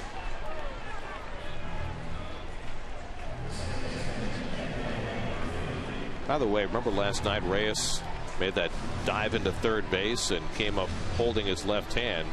Turns out it was not the same finger that we've seen taped up, his middle finger, which he hurt in Philadelphia a couple of weeks ago, which is really swollen badly and hurts him on every ball he catches, he told me today.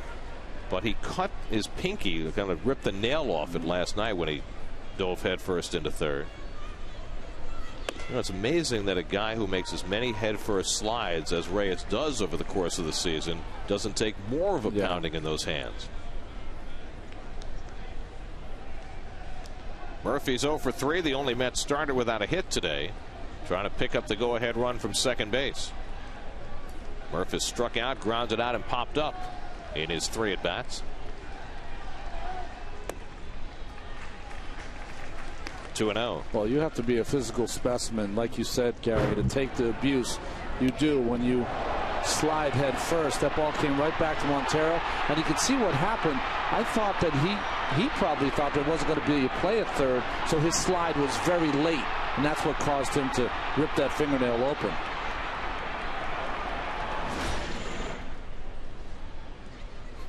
Murphy pulls one to the hole, a base hit. Turner around third, heads home. Here comes Upton's throw to the plate. And Turner slides in safely. Down to second base goes Murphy. Daniel Murphy's RBI hit gives the Mets the lead 5-4. Well, great job by Justin Turner getting on base with that double. Good clutch hitting again with a couple of outs here for the Mets by Daniel Murphy. He's really had a lot of pitches away that he has not handled. He finally got one down and in, handled it, and this throw up the line.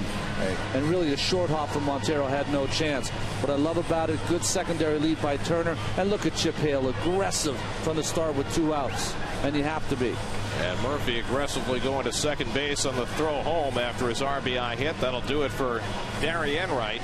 Sam Demmel comes out of the Arizona bullpen. The Mets have regained the lead 5-4. The call to the bullpen brought to you by Lincoln and the 2011 Lincoln MKX.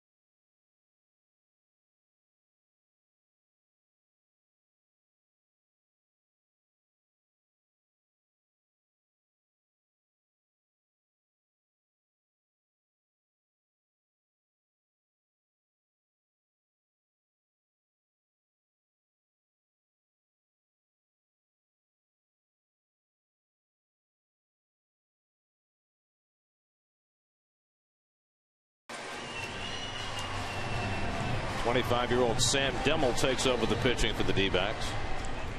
Well, Sam Demmel, TCU grad here. Try to get this out, but right-handers have had their way with him so far, Gary. Right-handers hitting .450 against Demmel, who was acquired from Oakland last year. David Wright 1 for 3, singled, stole a base, scored a run in the first. Mets leading 5-4 in the sixth. Mets have scored all 5 of their runs today with 2 outs. That's good stuff. Jason Bay, a 2-out single in the first. Bay and Davis back-to-back 2-out home runs in the third. And now Daniel Murphy with the RBI hit to put the Mets back in front here in the sixth. Now every Mets starter has at least 1 hit today. And Wright lines a base hit in the left field. Here comes Murphy to third. He'll be held up there as Gerardo Parra hits the cutoff man. Chip Hale unusually cautious there, holding Murphy at third base. And so Beltran will bat with runners at the corners. Well, what happened is that Wright hit this ball so hard that it got on Parra very quickly. So what are you doing as the third base coach? You're seeing where the ball is when Murphy gets to third base. Good secondary lead. He's at second base, but Parra already has the baseball. The problem, though, is Parra juggled the baseball and probably wouldn't have had Murphy at home. So the Mets have their 3rd hit of the inning, their 13th of the game, which matches their season high. And now a chance for Beltran, who had a base hit his last time up. Carlos 1 for 3 on the day.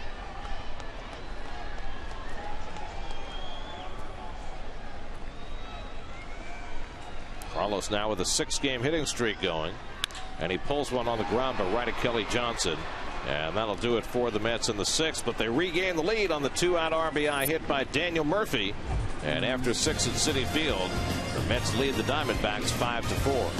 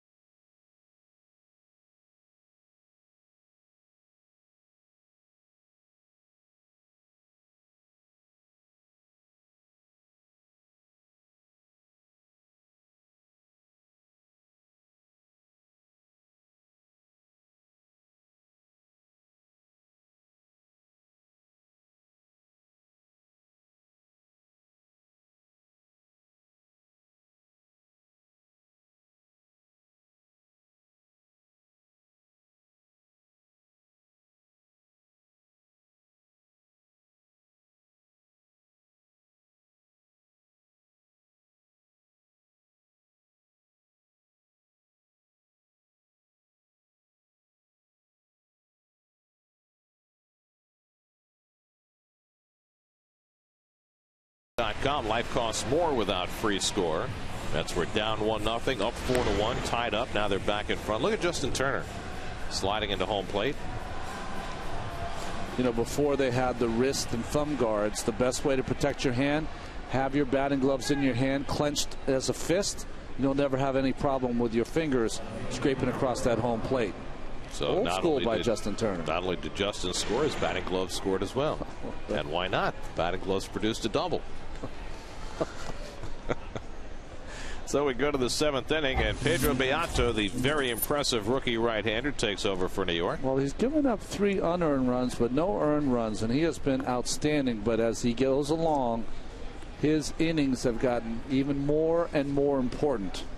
Here has to protect a 1-run lead in the 7th as Gerardo Parra leads off. Russell Brandon has come out on deck to pinch hit for the D-backs. Parra has an RBI single today, and he hacks at the fastball. 95 from Beato, 1-1. Parra drove in the 3rd Arizona run with a 2-out hit in the 4th. There's big Russell Brandon on deck. Chris Young behind him. Mets have out hit the Diamondbacks 13-5, but the lead just 1 run. And a little dribbler out in front of the plate, and Tolle hops on it. 1 away. Good reaction by Tolle coming out from behind the plate. Made that look easy. And now Brandon will be the pinch hitter. The veteran Brandon started at first base last night, went 1 for 4 with an opposite field double.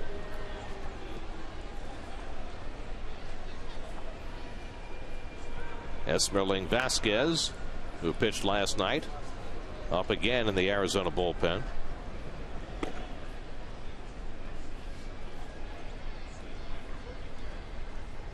Brandon, the only left-handed bat available on Kirk Gibson's bench.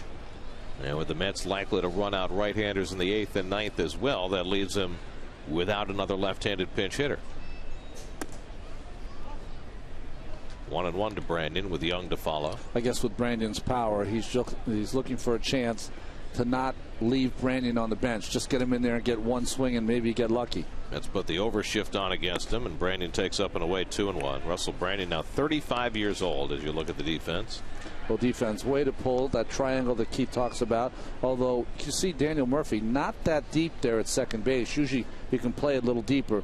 More experience, he will. Now it's 2-2. Pedro Beato, who grew up in Queens, went to high school in Brooklyn, turned down the Mets when they first drafted him. But the Mets picked him up in the Rule 5 draft from Baltimore, and they could not be more thrilled so far with what they've gotten. You know, in spring training, when the pitchers start throwing live batting practice, there's always the buzz guy. And this spring, Pedro Beato was the buzz guy. You know, you have action going on in 4 different fields. Swing and a miss, and he strikes out Brandon. 2 away. And Beato this spring was the guy everybody said, hey, you got to watch this guy pitch. He's got great electric stuff. You got it. And everybody crowds around the batting cage to watch what he's got. Well, that was a little two-seamer there, 91 miles an hour. You're right. I remember maybe our first year, Gary, maybe first or second year, Joe Smith was the guy. So there's always a guy every year. And Beato, there were a few, by the way, this season that had great arms, but Beato stood out. Here's Chris Young, who's 0 for 3. And he takes a slider off the plate for ball 1.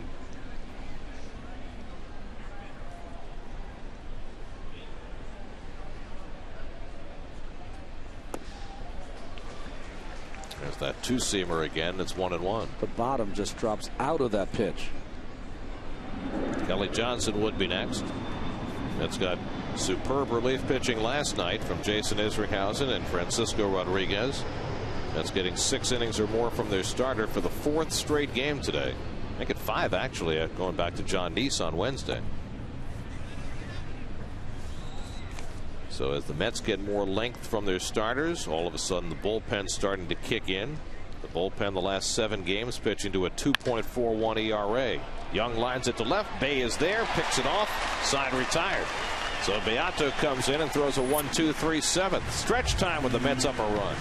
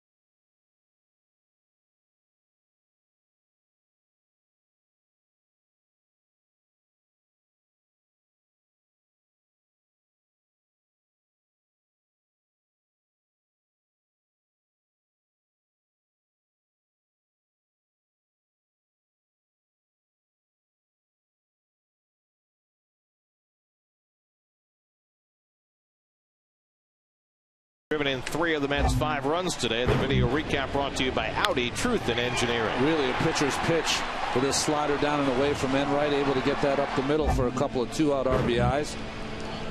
And then in the 3rd inning, fastball up from Enright. Shows you what kind of power that Jason Bay has to right center field. We have seen some very impressive home runs hit in this series. Bay with his first homer and first 3 RBIs of the year, and Esmerling Vasquez's first pitch hit out to right center. Chris Young runs it down, and that'll probably be the only pitch that Esmerling Vasquez throws. They got the lefty up in the bullpen with Ike Davis and Josh Tolley coming up. So if you're Kirk Gibson, are you going to pull the trigger? Yes. And the answer, yeah. There comes Gibson. So Vasquez throws 1 pitch, and now Joe Patterson will come out of the bullpen to face Davis. This call to the bullpen brought to you by Lincoln and the 2011 Lincoln MKX. Mets up 5-4 in the 7th.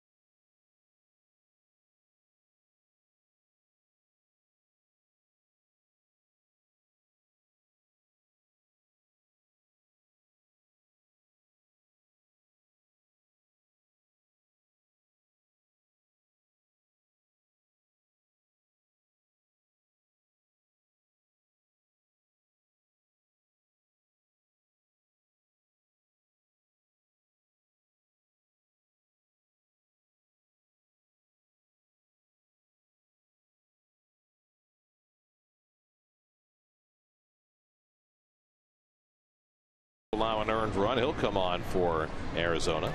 He's the first Rule 5 draftee to open up on the opening day roster for the Diamondbacks. And Ike Davis, first pitch swinging, rolls one right to the bag off the cushion, and Patterson makes the play. Juan Miranda was just waiting for it, but it never got to him. And Patterson, one unassisted, off the pincushion. Well, he's seen Ike hit the last couple of days. He said, I better go grab this ball so we can get Ike out for a change. But Miranda did the right thing. I mean, what is he supposed to do? He's got to wait for that ball. Once it hit the bag, though, luckily Patterson quickly over there. So the Mets have seen 2 pitches in this inning. Bay flied out on Vasquez's first pitch. Ike grounds out on Patterson's first pitch, and now the breaking ball strike to Josh Tolley.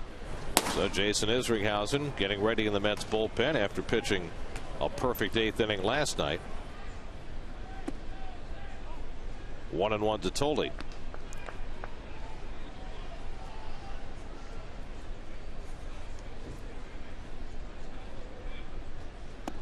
And a fastball strike, 1-2. So the Mets have their Rule 5 guy who hasn't allowed an earned run, and the Diamondbacks have their Rule 5 guy who's allowed no earned runs. Nice start to the year. It's all part of the lowest scoring April since 1992 in Major League Baseball. And I would think at least part of that has to do with the fact that the weather has been so dreadful for much of the month. /foul. Although the team that's contributing the most to the low scoring in Major League Baseball is the San Diego Padres. They play in pretty nice weather. They had a rain out. That's right. 6 times they've been shut out in their first 20-21 games. 60 runs in 20 games. Swing and a miss, and Tolley is down on strikes, so Patterson gets his job done, gets the 2 lefties out. We've played 7 now at Citi Field. New York Mets baseball is brought to you by Sony Pictures Priest in 3D. The war is eternal. His mission is just the beginning. In theaters May 13th.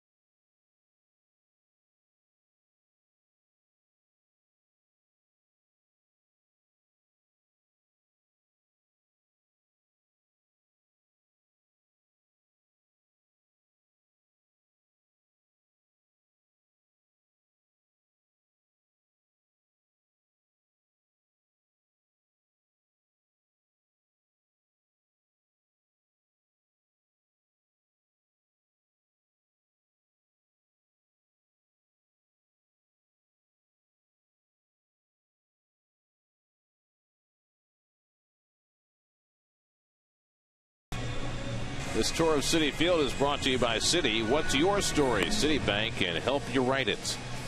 Fans waiting out the rain delay today, an hour and 21 minutes before the game started. A rare souvenir on the Shea Bridge today when Miguel Montero hit one back there. As the Mets bid for their third straight victory, and Jason Isringhausen on for the second straight day. Yeah, he pitched in last night's ball game. A clean inning. They need another one tonight from Isringhausen, who's been throwing all his pitches for strikes. That cutter, sinker away, and that good overhand curveball. And he'll face the same three batters that he faced last night: Johnson, Upton, and Drew. And Kelly Johnson takes a fastball for a strike. Johnson has struck out, grounded out, and flied out. 0 for 3. Again, the 38-year-old doing the yeoman's work. Trying to set it up again for K-Rod, who got the save last night, but Izzy had the heavier lifting. He pitched with a 1-run lead. K-Rod pitched with a 3-run lead. Izzy staring at the umpire. Todd Titchener. That ball was a strike. Nasty curveball. And Titchener might have given up on that ball. Comes back to the same spot and gets a strike 1 and 2. Jason Isringhausen, who was nurtured in the Mets farm system as a starting pitcher. Right before the Mets traded him in 1999, they had moved him to the bullpen, and he had had a little bit of success there. As he swings and misses, Johnson is down on strikes, 1 away in the 8th inning. But of course, it wasn't until they got to Oakland that Isringhausen reached his pinnacle as a relief pitcher. As a closer. Wound up saving 292 games after being traded by the Mets. There have been 3 other Met pitchers who have saved over 200 games since leaving the Mets. Jeff Reardon, who had 357, Rick Aguilera 311, and Randy Myers 291 saves after leaving the Mets. But this is the interesting thing. The Elias Sports Bureau looked this up. The last pitcher developed by the Mets who led the Mets in saves, Anthony Young, who in 1992 tied John Franco for the club lead in saves because Franco was hurt part of that year. So you've sent away all the people you've developed, right. So you've had to bring people in to save games. Yeah, the Mets saves leaders since 1992 have all been guys who have been imported: Franco, Benitez, Looper, Wagner, and K-Rod. So, having watched Pedro Beato today, you look at him and say, well, the Mets didn't develop him either, although they did originally draft him.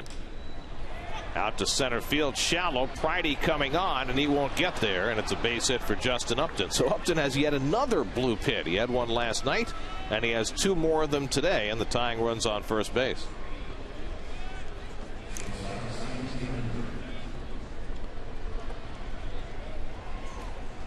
So Drew will bat. It's not as though the Mets haven't tried to get a closer through their farm system. Remember when they drafted Eddie Coons, they thought he'd be on the fast track to being their closer. That didn't work out. So now Drew, who drove in a run with a first inning triple, he's also walked and grounded out 1 for 2. And it's outside for ball 1. There are your all-time Mets save leaders, and of those, well, only Tug McGraw was nurtured in the Mets farm system. Even Jesse Orozco came in trade from Minnesota. For Kuzman, right? Yeah. Up and away, so Izzy's struggling with his fastball control, and it's 2-0. Well, you got a 38-year-old pitcher who's had elbow problems, who's asked to pitch a day game after a night game. So this is a new test for Isringhausen. See how he passes it. Well, this is where you got to be alive if you're Daniel Murphy. You might want to take a step to your left. Ike Davis has got to be really aware because Drew was able to rush a triple by him earlier in the game. And he takes a cut and misses. 2-1. Good cutter by Isringhausen. Sometimes that cutter, you want it inside. This one stayed outside, but able just to beat Drew. It looked like he was trying to go deep. Just enough movement on it to deflate the swing.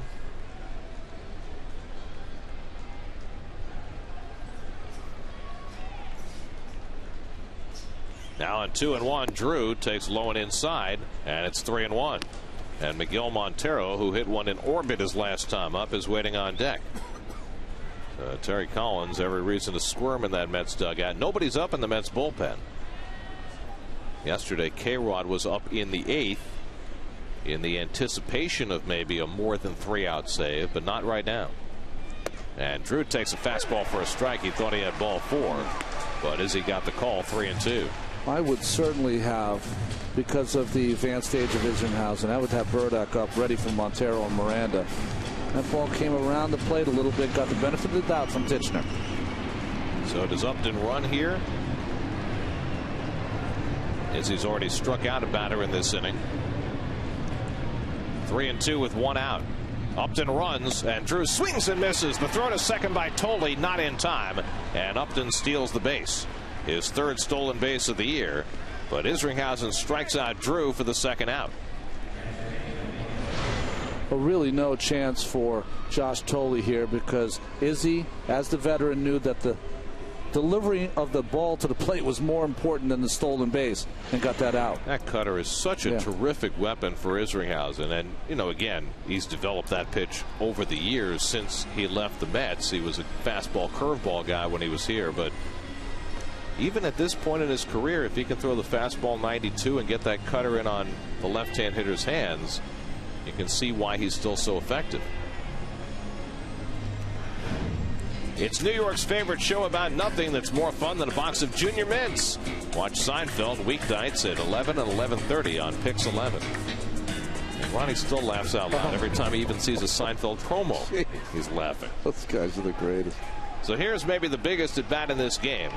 With the tying run at 2nd and 2 out, Miguel Montero, who hit one onto the Shea Bridge to tie the game in the 6th, bats against Isringhausen and takes low and inside for ball 1. You got the right-hand hitting Ryan Roberts, who has been hot, waiting on deck.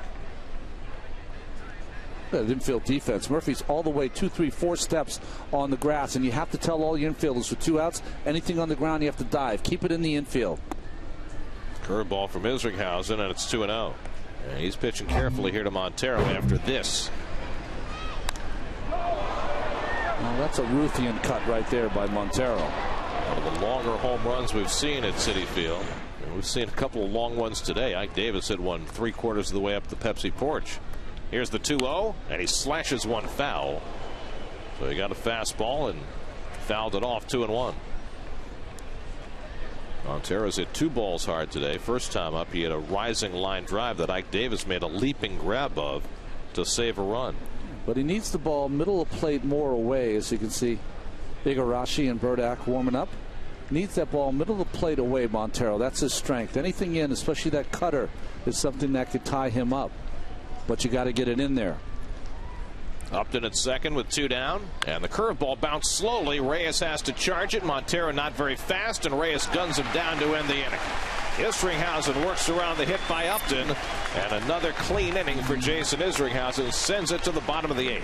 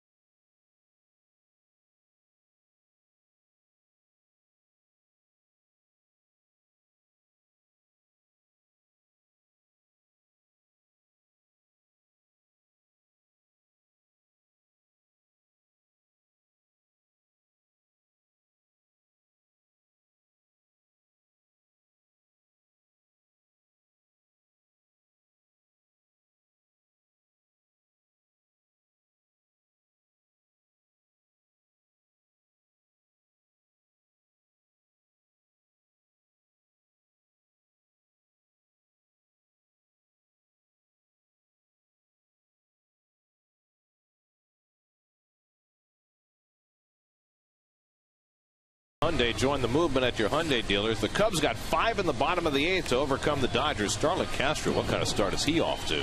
4 for 5 today, 3 RBIs. Tim Lincecum on the mound for the Giants. They're out to the early lead on the Braves. And Chris Carpenter pitching for the Cardinals.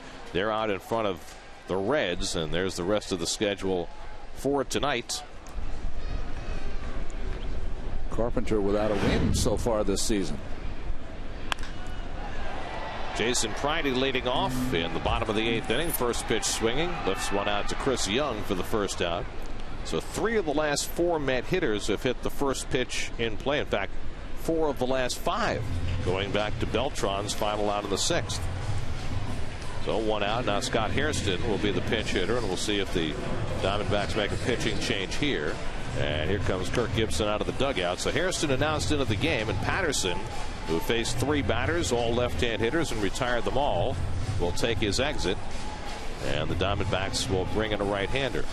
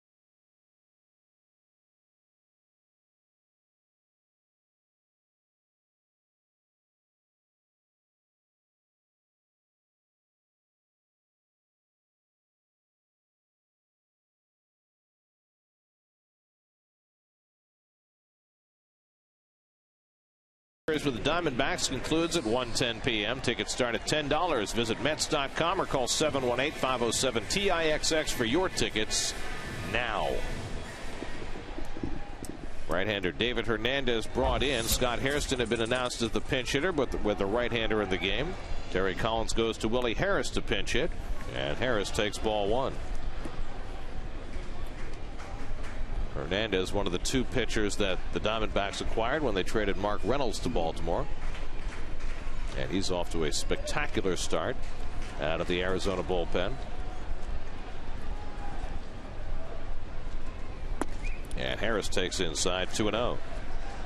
Mets batting in the bottom of the 8th, leading 5-4. A game they trailed 1-0, led 4-1. Diamondbacks tied it up on Montero's homer in the 6th, but the Mets came right back to regain the lead in the bottom of the 6th. On Daniel Murphy's RBI hit.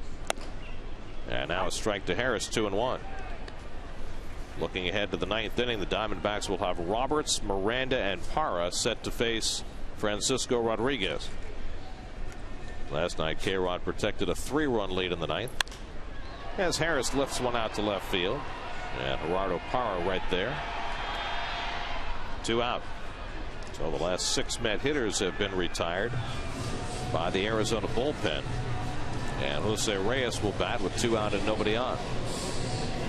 Reyes tonight, a bunt hit and a walk.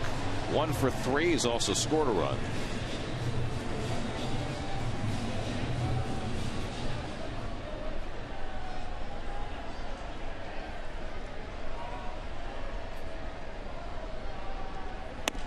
And a fastball strike, 0-1. Boy, this kid has a good arm too. There's no name kind of bullpen for the Arizona Diamondbacks. Everyone that comes in just has a fantastic arm. 96 miles an hour by Hernandez. Hernandez came up as a starter in Baltimore. He started 19 games for the Orioles 2 years ago, struggled, started 8 games last year, and then finally wound up in the bullpen and has found a home in relief for Arizona. Ahead on Reyes 0-2. And a line drive right past the cheek of Hernandez. And Reyes has his second hit of the day. His 30th hit in the Mets' 21st game. This as a pitcher is where you go, where is that scouting report coming from? Catcher wants the ball up. I throw the ball up and else get my head taken off.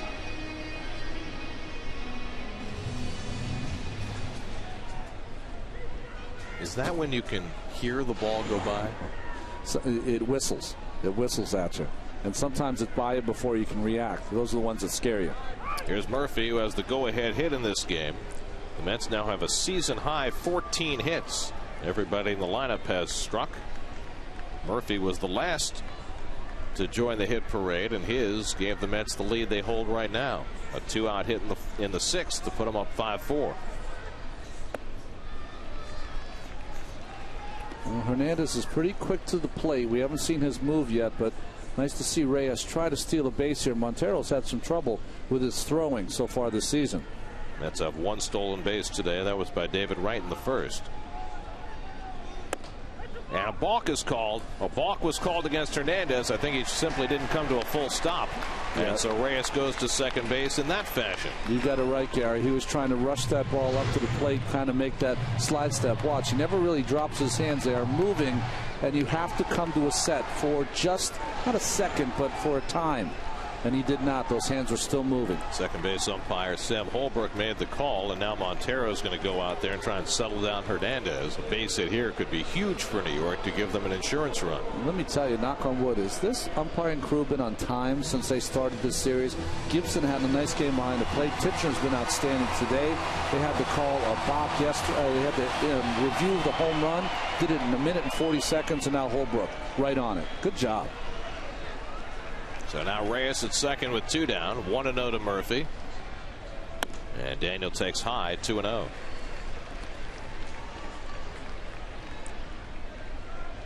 Only time they've gotten beat with Murphy is something down and in. They've been pitching him away all day. If he can make that adjustment, shoot something to left field.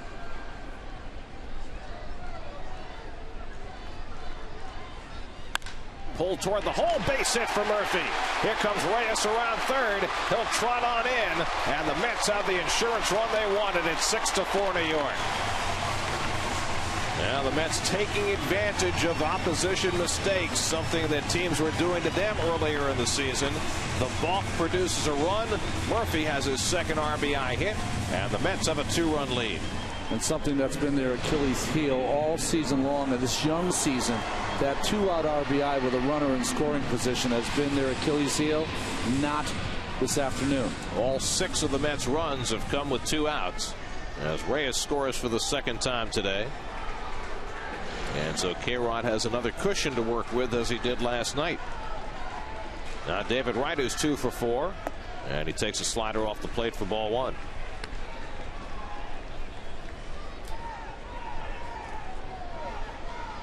Mets now have 15 hits in this game.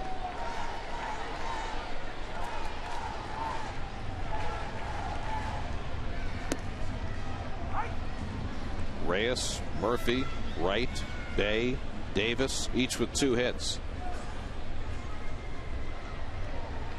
Barry Enright is on the hook for Arizona. He went the first 5 2/3, allowed 5 runs and 12 hits.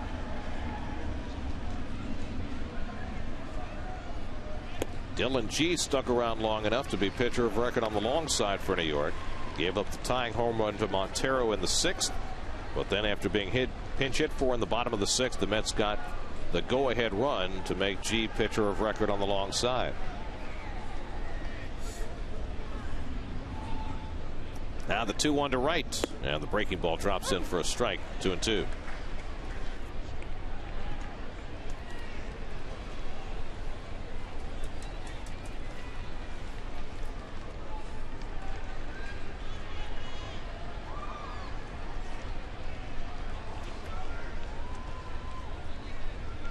On 2-2, Wright checks the swing, takes a call, 3rd strike.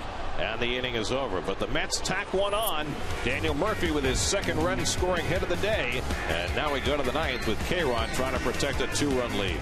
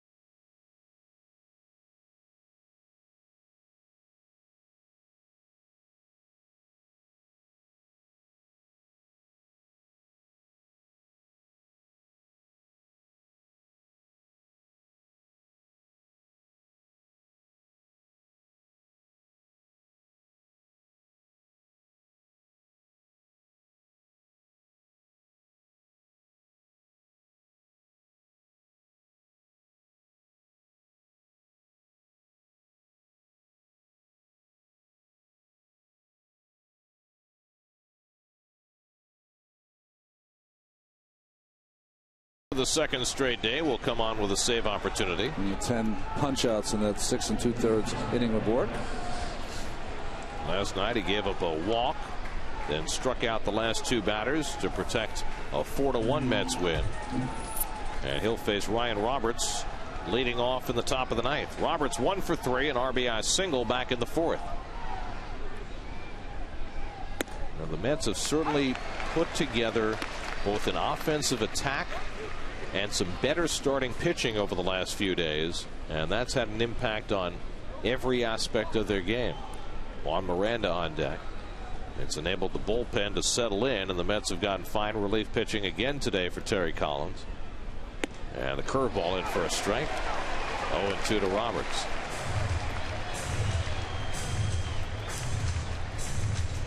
Dylan G went 6, allowed 5 hits, 4 runs, 2 of them earned. He stands to get his second win. Pedro Beato worked a 1-2-3 7th. Jason Isringhausen a scoreless 8th. Bounced behind the bag at third, but just foul. Still 0-2. Hot rides, cool concepts, elegant classics. You'll see them all when Pix 11 presents the 2011 New York International Auto Show right after the game on Pix 11. Speaking of heat, K-Rod's been throwing more fastballs of late. Interesting to see how he approaches the team, though, second day in a row. And the fastball sits high, 1-2. I like how they try to set that up. You know, you don't always go to the bread and butter all the time. The breaking pitch, probably his best pitch to the right-handed hitters. The changeup, best pitch to the left-handed hitters, but set it up, change the eye level, high fastball.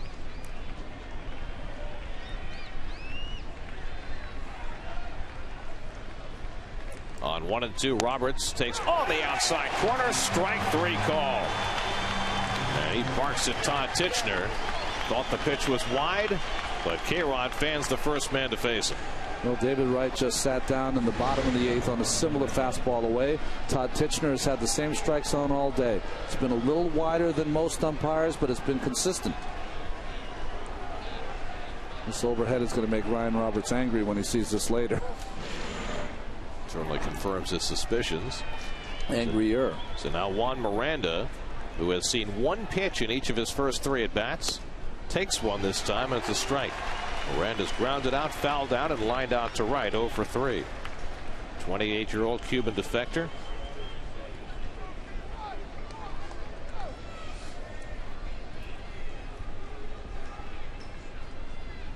Now Frankie's 0-1, and Miranda takes that low, a ball and a strike.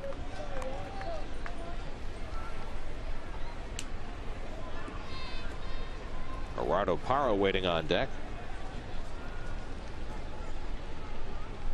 And Xavier Nady with a helmet on. First time we've seen him in a position to get some action in this series. Miranda drives one into right center, and that's going to fall for a base hit.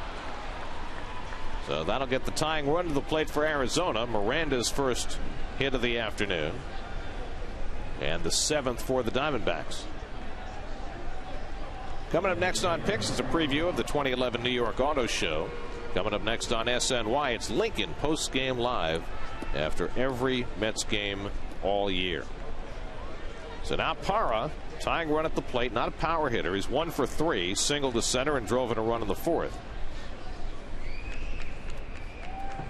And Nady out on deck to be a pinch hitter.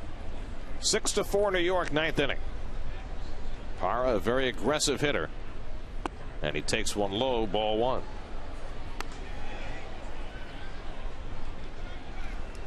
And there is the X-Man, the former Met.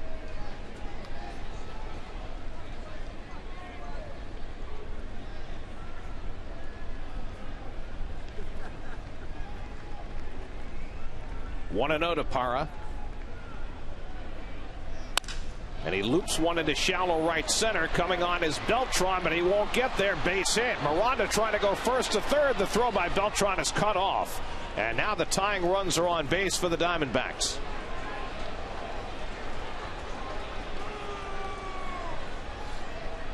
So 2 straight hits off Francisco Rodriguez, and now Xavier Nady comes up with the tying runs on base. Well, he couldn't throw this ball better out there. Off the end of the bat from Parra, just looped out into the outfield. Beltran looked like he had a shot at getting Miranda to third base, but the cutoff there by Reyes is, I think, a prudent and smart play. You shouldn't even care about Miranda. Worry about the batter and the runner on first base. Well, the last thing you want is for that tying run to get into scoring position.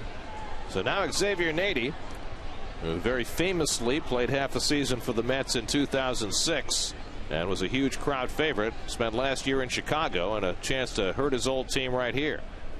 And Nady takes a fastball low for ball 1. Boy, the Mets are like that train that's just starting to get off the station. A couple of turns of those wheels. No need to pull the ripcord now. Keep that momentum going. K-Rod treading the tightrope where he's been many times before. Often the Philippe Petit of closers. And Parra back to the bag. That's a very important run right there. The tying run at first base, and say K-Rod's going to pay some attention to Parra, who has 1 stolen base this year. Chris Young, who's capable of hitting the ball out of the ballpark, waits on deck.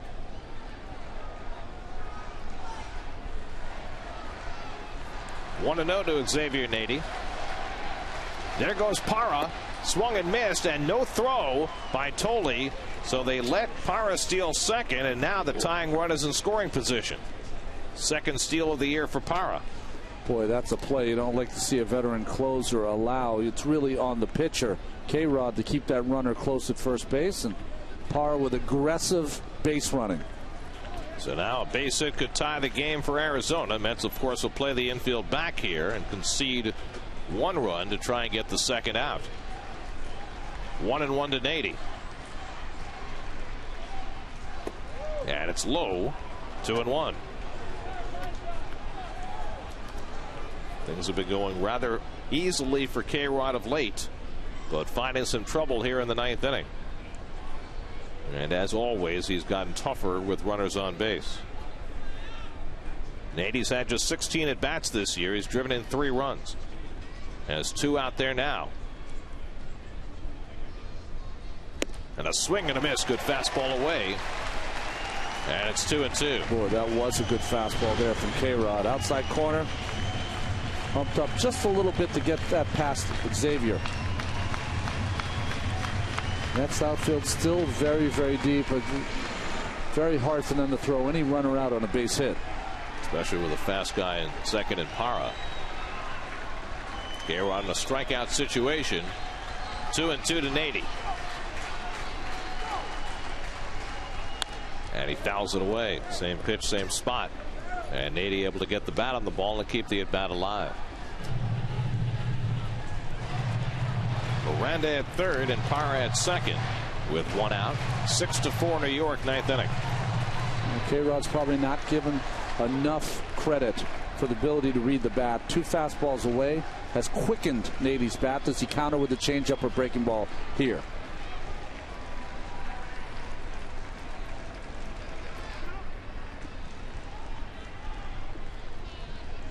A little moisture in the air. Those glasses can get fogged up.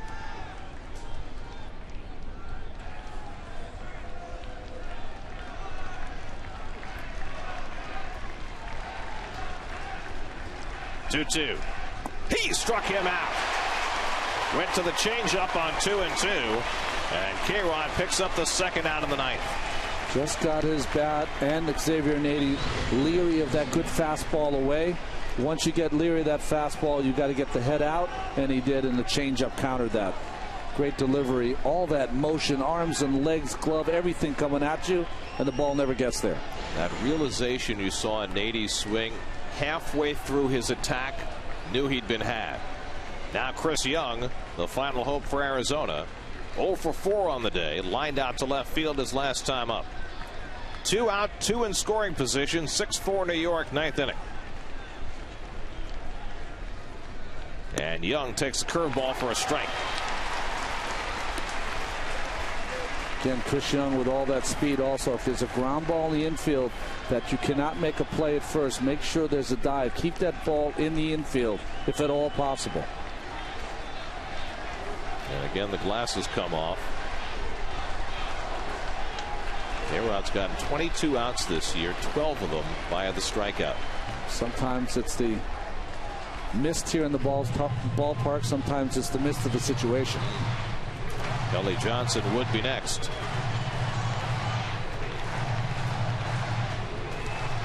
A-Rod picked up his 3rd save of the year last night. Trying to secure another one. He's 1 out away.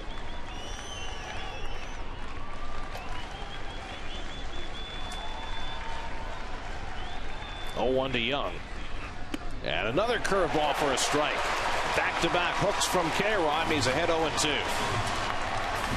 Well, this one buckled Chris Young. It started right at him. Wasn't as good as the one before. See, it hangs a little bit on the inside, but just giving in just a little bit was Chris. So the Diamondbacks down to their final strike.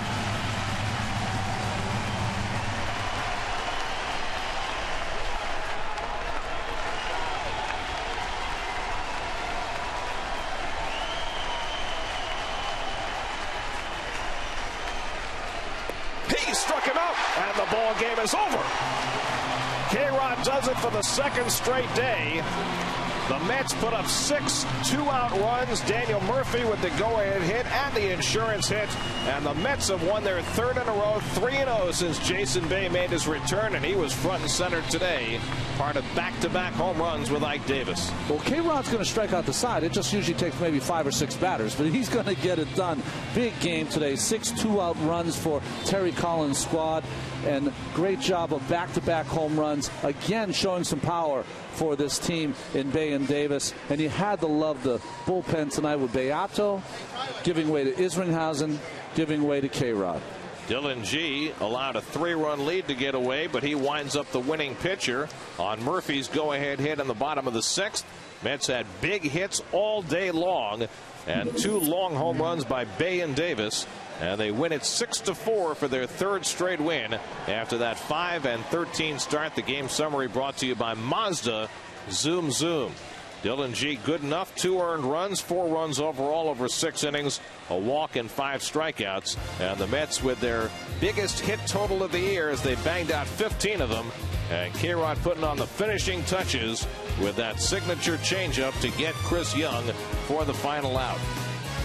Back-to-back saves for K-Rod, 3 strikeouts in the 9th, and the Mets win it 6-4 to take the first 2 games from Arizona. Back with more from Citi Field in just a moment.